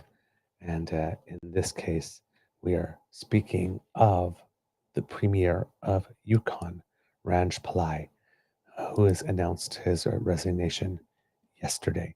In a surprise move, this is, by the way, by CBC News, Ranj Pillai, Yukon Premier, announced he's stepping down. Pillai told reporters at a news conference that he plans to stay on until a new leader is selected. He called his 2 years as Premier, quote, the greatest honor of my life, but said his time in the role, quote, has come to an end. You know when you know, he said. The territory is headed for an election sometime later this year. Under the Yukon's fixed election date law, the vote must take place no longer than November 3rd. Pillai has served as Premier since January 2023. He ran unopposed for the Liberal leadership after the former Premier Sandy Silver resigned. He also faced repeated calls from the opposition Yukon Party to call an election since he took power. Speaking to reporters on Wednesday, Pillai reflected on his political career and his path to the Premier's office. He said he began volunteering for the Yukon Liberal Party in 2003 and soon after became party president. In 2009, Pillai was elected to Whitehorse City Council, becoming the first elected councillor north of 60 who looked like me, he recalled. He served 1 term on council before again turning to territorial politics. In 2016, Pillai was elected to the Legislative Assembly representing the Whitehorse riding of Porter Creek South.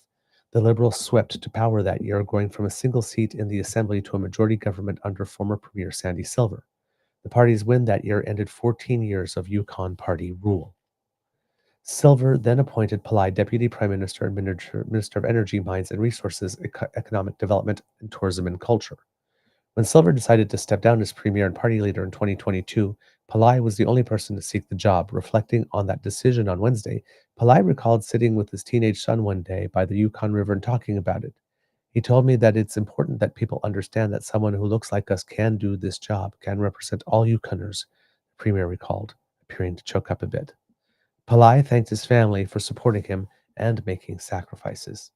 Quote, the work of a premier and minister is all-consuming, which means considerable time away from those that are closest to you. And I didn't understand it at the time, but I get it now, Pillai said. Pillai said that he plans to focus on improvements to healthcare and the threat posed by U.S. tariffs for the rest of his term. After that, he said he anticipates spending more time with his family, including his aging parents. He also mused about potentially working for the armed forces in some capacity. In a news release, the Yukon Liberal Party said its executive would be meeting later on Wednesday to begin the process of selecting a new leader. That will include planning a leadership convention and deciding on the requirements for potential leadership candidates. The Yukon Party also issued a brief news release on Wednesday about Pillai's departure, calling it, quote, a surprise, and wishing the premier well, quote, in his future endeavors. The official opposition party then sets aside the niceties to lambaste the Liberals for their record in government and Pillai himself for opting to, quote, quit rather than face voters. Over the last 9 years, the Liberal government has plunged the Yukon into record-setting debt, overseen the worst-performing economy in 2024, and led our healthcare system to the brink of collapse and seen a skyrocketing wave of crime, the Yukon Party release states. It also states that Pillai is leaving the territory essentially leaderless at a critical time for the country. NDP leader Kate White also had relatively little to say about Pillai's time as premier. White's party has effectively propped up the minority Liberal government since 2021 with the Confidence and Supply Agreement. She said she learned of Pillai's resignation as she got off a plane in Vancouver and her phone blew up with messages. I can say that the working relationship was good, and I think I'll leave it to others to talk about his role as premier. But yeah, I appreciate the work we did together, she said. White also had a prediction about what awaits the next Liberal leader in the upcoming election campaign. Quote, I think this resignation really shows that this election is a two-party race, White said, between the Yukon NDP and the Yukon Party. So there you go, a little partisanship at the end here. Ranj Pillai, Kits and Cubs, really does stand out because out of all the premiers from the north that we had, with the possible exception of Carolyn Cochrane, he's the one that has made the most news, usually for good, and has had the most visibility nationally. So only premier for 2 years, but was able to develop a national profile and hopefully do some things for the territory in that time after he took over from Premier Silver. But there you go. That's what we have about our premiers today on what was a normal news day. I just can't believe it.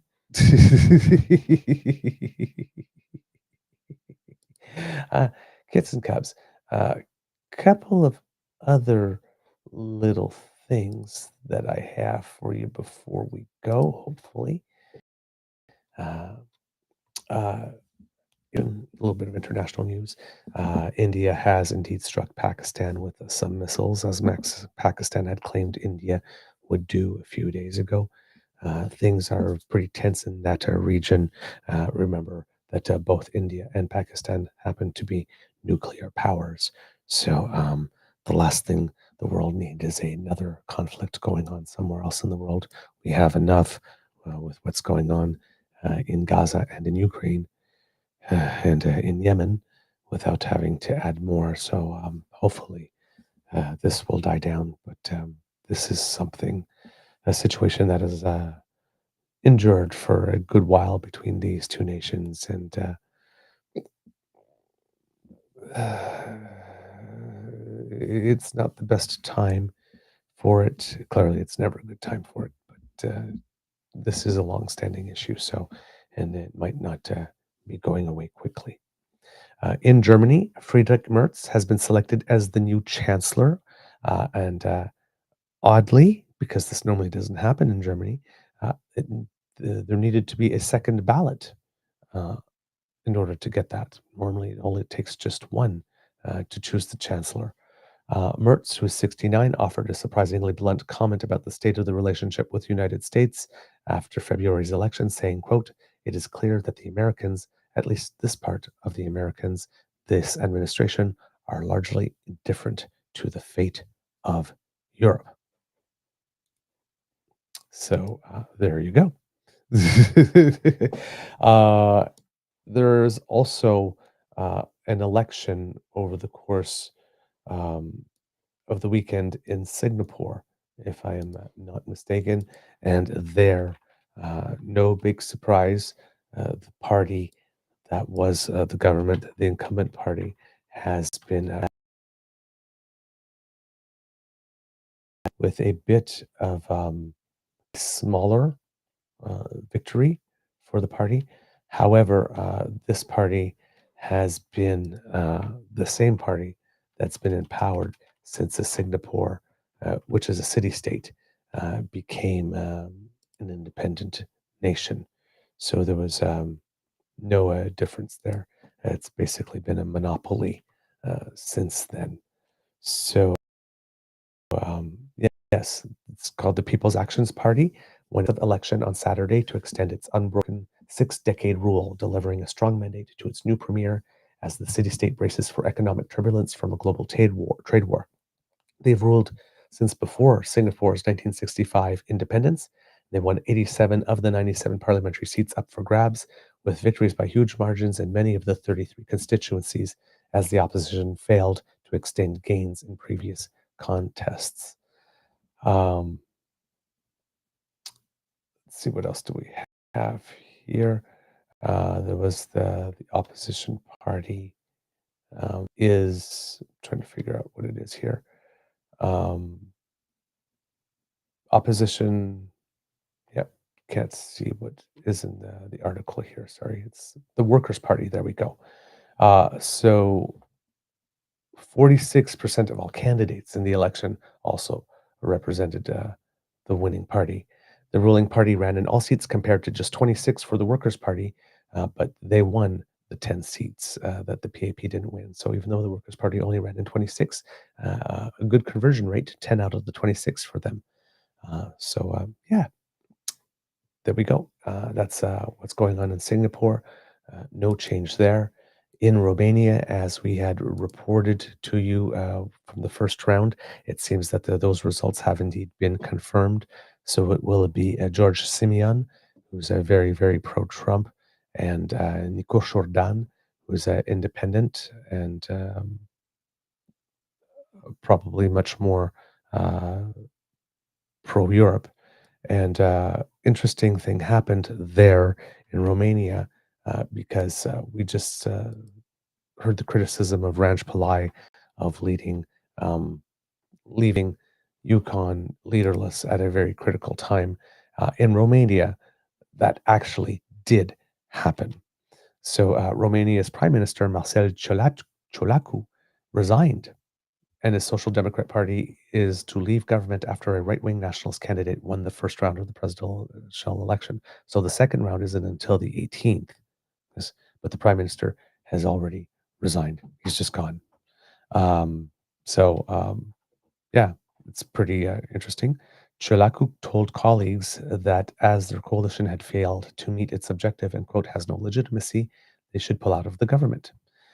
He came to power in a pro-EU coalition after elections in 2024, although Simeon's far-right party, along with two other groupings, had attracted a third of the vote. The parties in the coalition had been holding emergency meetings on Monday to decide on their next steps, and it seems that after the meeting, Ciolacu submitted his resignation to interim president Ilie Boloyan on Monday evening. Boloyan appointed Ciolacu's Liberal coalition partner Cătălin Predoiu as caretaker prime minister on Tuesday to lead the government until a new cabinet can be formed. So at the moment, basically Elena Calistru of independent Romanian monitoring group Funky Citizens, cool name, basically said Romania faces up to 45 days of political instability following Marcel Ciolacu's resignation. This creates a dangerous power vacuum precisely when Romania needs steady leadership the most. His party was part of a three-party coalition, and the prime minister told his colleagues they had come together with the aim of having a joint presidential candidate and a parliamentary majority. One of these two objectives has failed, he explained. I've seen the vote from yesterday, and that tells us the current coalition no longer has legitimacy in this form. In any case, the new president would have replaced me. That's what I've seen and heard from the media. A new coalition will form to govern. Meanwhile, the Social Democrat mayor of Buzău, to the northeast of Bucharest, was highly critical of his party's leaders. Quote, we've embarrassed ourselves, and that's partly because of poor decisions taken over time by the leadership. So basically, this guy says, yeah, I'm prime minister. I've seen the vote on the first turn didn't go the way that we wanted. This guy won it. So he's going to the next round. And then the other, Nico Jordan, won it, the second place. So we're not even going to the final round. So even though I've got 45 days to go before we do this, I quit. He just up and left. And somebody else from the coalition now has to become the prime minister for 45 days. Unbelievable. It's just unbelievable. He just up and left. There you go. So that's what happened in Romania. And like I said, the second round of votes will be on the 18th, and we'll find out if it was the Trump, if it's the Trump-aligned candidate or the one that's more independent and pro-European, European Union that's going to win that one. Finally, one last little bit that you need to know here, kids and cubs, has to do with the price of oil. The price of oil is dropping due to recessionary concerns after Trump's Liberation Day tariffs were announced. On April 2nd, crude futures were valued at $71.71, and on April 4th, they were valued at $61.99. As Trump's policies were expected to cause a global recession, the price dropped as demand for oil was expected to drop as well. Now prices will drop again as OPEC Plus decided to increase production given lower demand. They plan to flood the market with oil in order to lower the price to displace higher priced product, which could result in thousands of lost jobs all along the production and supply line. Of course, for Alberta specifically, this means that disloyal Danielle has a major hole in her budget that's not about to go away. Now, we showed the price, the drop of the price of oil, and reminded Canadians that on the show that based on its 2025 budget, they need an average Western Texas intermediate price of $68 per barrel, and every $1 change in the price impacts Alberta's budget significantly, creating a $750 million hole if it's to the negative or surplus. Current WTI prices are $59.52. So it's about 9 times $750 million hole in her budget at the moment if these prices maintain for a full year. Another thing from which she's probably going to try to distract because the finances of the province are probably not that great. And Danielle didn't help herself by sacrificing the entire green tech sector when greener tech is cheaper, cleaner, and less susceptible to these type of market fluctuations. But Danielle decided to kill that sector. So stuff that you might expect little tidbits of news to understand what's going on in your world. When people are pointing to the price of oil and say, oh my God, well, there's a reason for that. There's a reason why. And it's not because Carney and the Liberals and the bad Canadians from the East are making it harder to get the oil to Tidewater. It's OPEC Plus that has decided to artificially decrease the price of oil. And unfortunately, Danielle, that's a problem for you. Oh, well, I'll see how you deal with that. Kids and cubs, I think we have a show. What do you think? I think that's the end of this episode of the Daily Beaver Morning Show. We hope that you love listening to us because we love making this for you. Remember, sharing is caring and word of mouth is priceless. And you have the mouths from which we want the word to come. So please tell your peeps and poops all about us. We really, really, really love it when you do. Now, kids and cubs, if you would like to help us, well, you can do so by taking a trip on down to our to our pod page, I meant to say, because, sometimes you're busy and you don't have time to watch, and maybe you need to take us with you. Well, we're portable. We fit right in your ears and your earpods. If you're on the go, you need to go for a jog, do some exercise and have us with you. Or, if you are, chopping up some vegetables for a lovely soup or stew, and you just have us right there on the counter and have us playing. But we're available in podcast format. So pick us up and take us on the go. Go to our podpage.com/the True North Eager Beaver with a hyphen between each one of those words. Thank you to the Ray Girl for sponsoring it.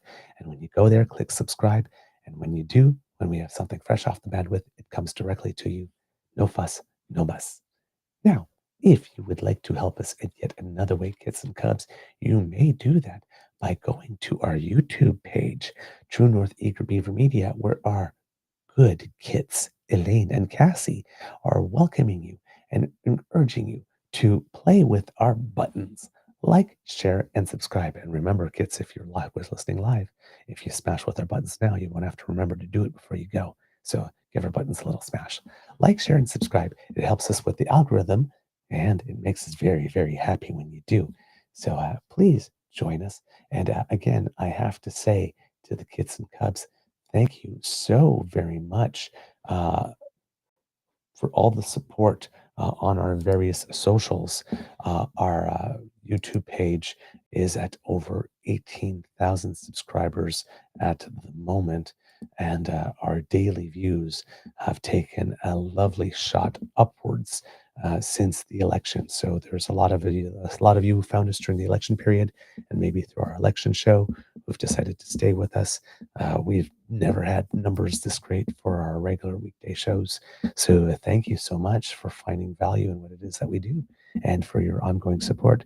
We hope that we continue producing material that resonates with you and meets your very exacting and discerning standards. But if we do say so ourselves, we congratulate you on your most exceptional good taste. All right. I'm silly. I'm playing. Okay. And if you would like to help us in other ways, Kids and Cubs, well, you can do that because we do incur some financial costs to bring the show to you. And we are hoping that you would be able to help us with those. So if you do have a little bit of change jingling in your pocket and you think, hey, I would like to put that to good use to help maybe help some beaver somewhere or a grizzly bear somewhere that, try to curate the news and bring us some commentary and analysis and maybe make us smile a little bit along the way. Well, if you would like to do that, we would definitely appreciate the help. A little donation to the Eager Beaver Lodge Emergency Hydration Fund, where you can do your bit to keep your favorite beaver moist. Because dry beaver is a terrible, terrible thing. So if you want to do your part for democracy and ensure that the nation's beavers remain moist and can keep on bringing you news and information, then our coffee page, coffee, let's try that again. ko-fi.com. I tripped right over my tongue there. /eagerbeaver, all in one word. If you go there, or you click that QR code that just appeared, and you will find our tip jar. No donation is too small. Please do not be embarrassed at whatever you're able to do. We very much appreciate. And of course, if you're not able to contribute financially, you don't need to worry because you're already contributing to the show by your presence, your participation, your attention. It means the world to us. And we like to hear from you. So please write to us. truenortheagerbeaver@gmail.com is our email address where you can write to us, tell us what you like about the show, what you would like us to improve, suggest some guests, things like that. Or, hey, even, I have this little hashtag out there on our socials called hashtag Kits Who Cook. If you're cooking something or if you happen to be out and eating something really yummy, grab a picture, post it. It gives me ideas for meals to make. Because sometimes, I'm just out of ideas and your suggestions really do help. So any way that you would like to participate, hey, maybe you have a question about politics that you would like us to answer or you would like our thoughts on or how we put the show together, send us that too. Little Q&A question to truenortheagerbeaver@gmail.com. And of course, if you are able to donate, but you're doing the Buy Canadian thing and want to bypass all those USCE tech bros, we got you covered there too. Just a direct transfer to truenortheagerbeaver@gmail.com will do the trick. Your transaction is entirely Canadian, and we get 100% of your donation, which is win-win. So there you go. Now, if you want to write to us, but you don't want to use our email address, well, then there are our socials. True Eager at the Blue Sky Beaver Lodge, and on the Twitter is where you can reach us. True North Eager Beaver on Facebook. Our original home is where you can also find us. And if you're listening here on the YouTube channel, either live with the Damn Fam or later on, right here in the comments section, just leave us a little something. We read everything, even though we're not able to get back to everyone. And all of your comments go back into the show. So do all of your donations to make it better. So we thank you for all that you do to boost us. And you have been boosting us because we can tell in the numbers. So thank you. And that comes from here, deep, deep, deep in my heart, kids and cubs. Yeah, all that you do to help us really means the world. It makes me a very happy beaver. All right, kids and cubs. Okay, enough of the sappy stuff. Of course, I'm a big softie, so it's always going to be sappy stuff with me, But let's get to the good stuff. Democracy is something that you do, kids and cubs. If you happen to be living in the province of Quebec, well, there's a Quebec Liberal leadership race, and the voting period is June 9th to June 14th. So if you have your ballots, remember that. And the decisions will be released on July 14th. Looks like there's going to be a leadership race coming up in Yukon for the leader of the Yukon Liberal Party. So we'll hopefully be able to keep our ear to the ground on that and get you some information on that as that comes along. And remember again, even though we mentioned it, but very, very, very briefly, John Hogan is now the new premier of the province of Newfoundland and Labrador, having won the race against John Abbott, I believe his name was. So it was the Battle of the Johns in Newfoundland. So guaranteed John was going to be a premier when it was done. That's one thing that we could guarantee you for sure. But so a young man with legal experience, which he thinks that he can put to good use in seeing through the final bits of negotiation on the Churchill Falls deal. So we'll see what how it works for him. But we welcome him and wish him good luck in his new duties. Also, kids and cubs, because democracy is something that you do. If you happen to be living in the provinces of Alberta and you happen to be living in the province of Ontario, perhaps you would like to take pen to paper and write a letter to your MPPs and MLAs and journalists as well, asking, in the case of Ontario, why it is that Doug Ford wants to attack judges and stating that it's probably not the wisest idea.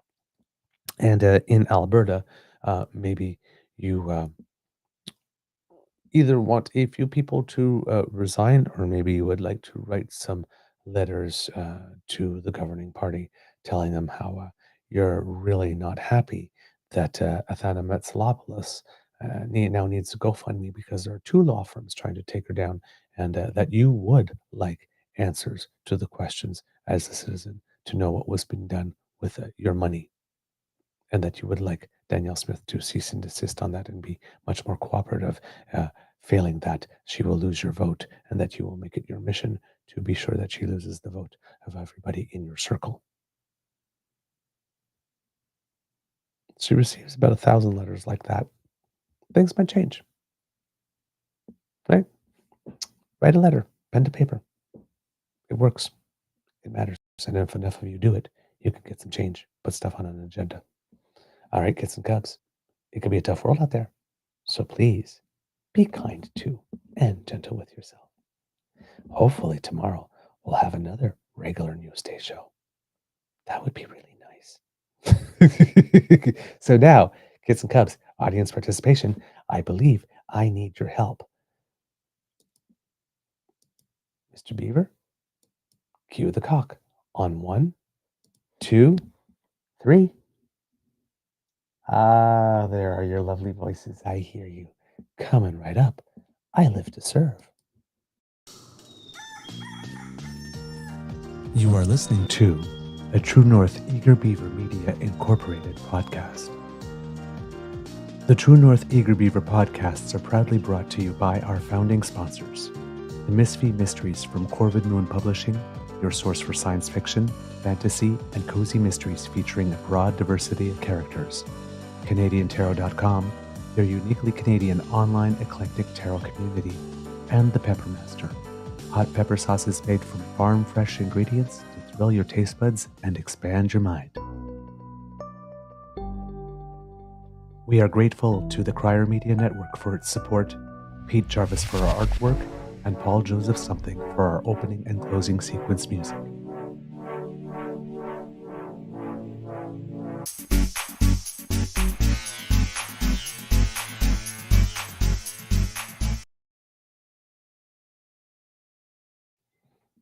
All right, kids and cubs, of course, can't leave you with without a little bit of Canadians who make us proud. So, just letting you know that yesterday on the tennis courts, it was a good day for Canadian women with Bianca Andreescu winning her first round match at the 1000 tournament in Rome.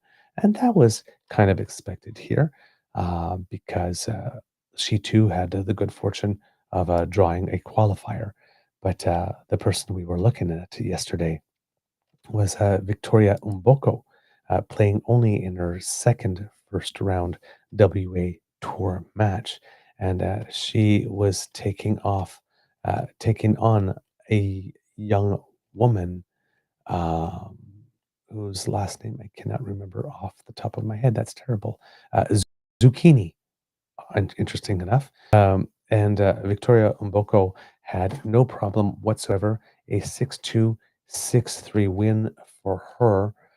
So that's her second tour victory. She is rising up the rankings pretty quickly. Her next match, however, will be a little more difficult. She gets, and a lot of people are going to get to know her name now because the next time she is on court, which will be on the 9th, so I'm guessing that's tomorrow, she will be playing number 3, Coco Gauff. So, hey, this is what you play for, the privilege of playing against the best of the world on the biggest stages with the cameras on. So even though, said number 3 in the world versus number 156 in the world might be a tall order for Vicky Mboko. I'm sure that this is a moment that she's waited all her life for and that she's going to enjoy it. And she's only 18. So a bright future for her ahead. And then, of course, today on the courts, Bianca Andreescu will be playing her second match on the courts today. She will be playing Donna Vekic, and Leila Annie Fernandez will be on the court. Sorry, I'm tripping over my tongue today. I'm having a lot of difficulty, and I don't know why that is. She'll be playing Antonia Ruzic from Croatia, and none of these matches are today. Sorry, all of those matches will be tomorrow. So 3 Canadian women into the second round, and then we have the men scheduled to come up soon. I believe today, Gabriel Diallo on the men's side will be playing after his very impressive run in Madrid, although he definitely also has a very tall order today, taking on, I think his first name is Marcel, but a Chilean whose last name is, I pronounce Giron because I'm French. I have no idea if that's how you actually pronounce his name, but a fairly well-ranked player, someone who's really consistent, doesn't tend to beat himself. So it will be a very, very tough match for Mr. Diallo. And of course, kids and cubs, remember, 7:30 Mountain Time, 9:30 Eastern Time, cheer on the Oilers tonight. That's all I got for you. So have a most beaverific day. All right? I am out of here.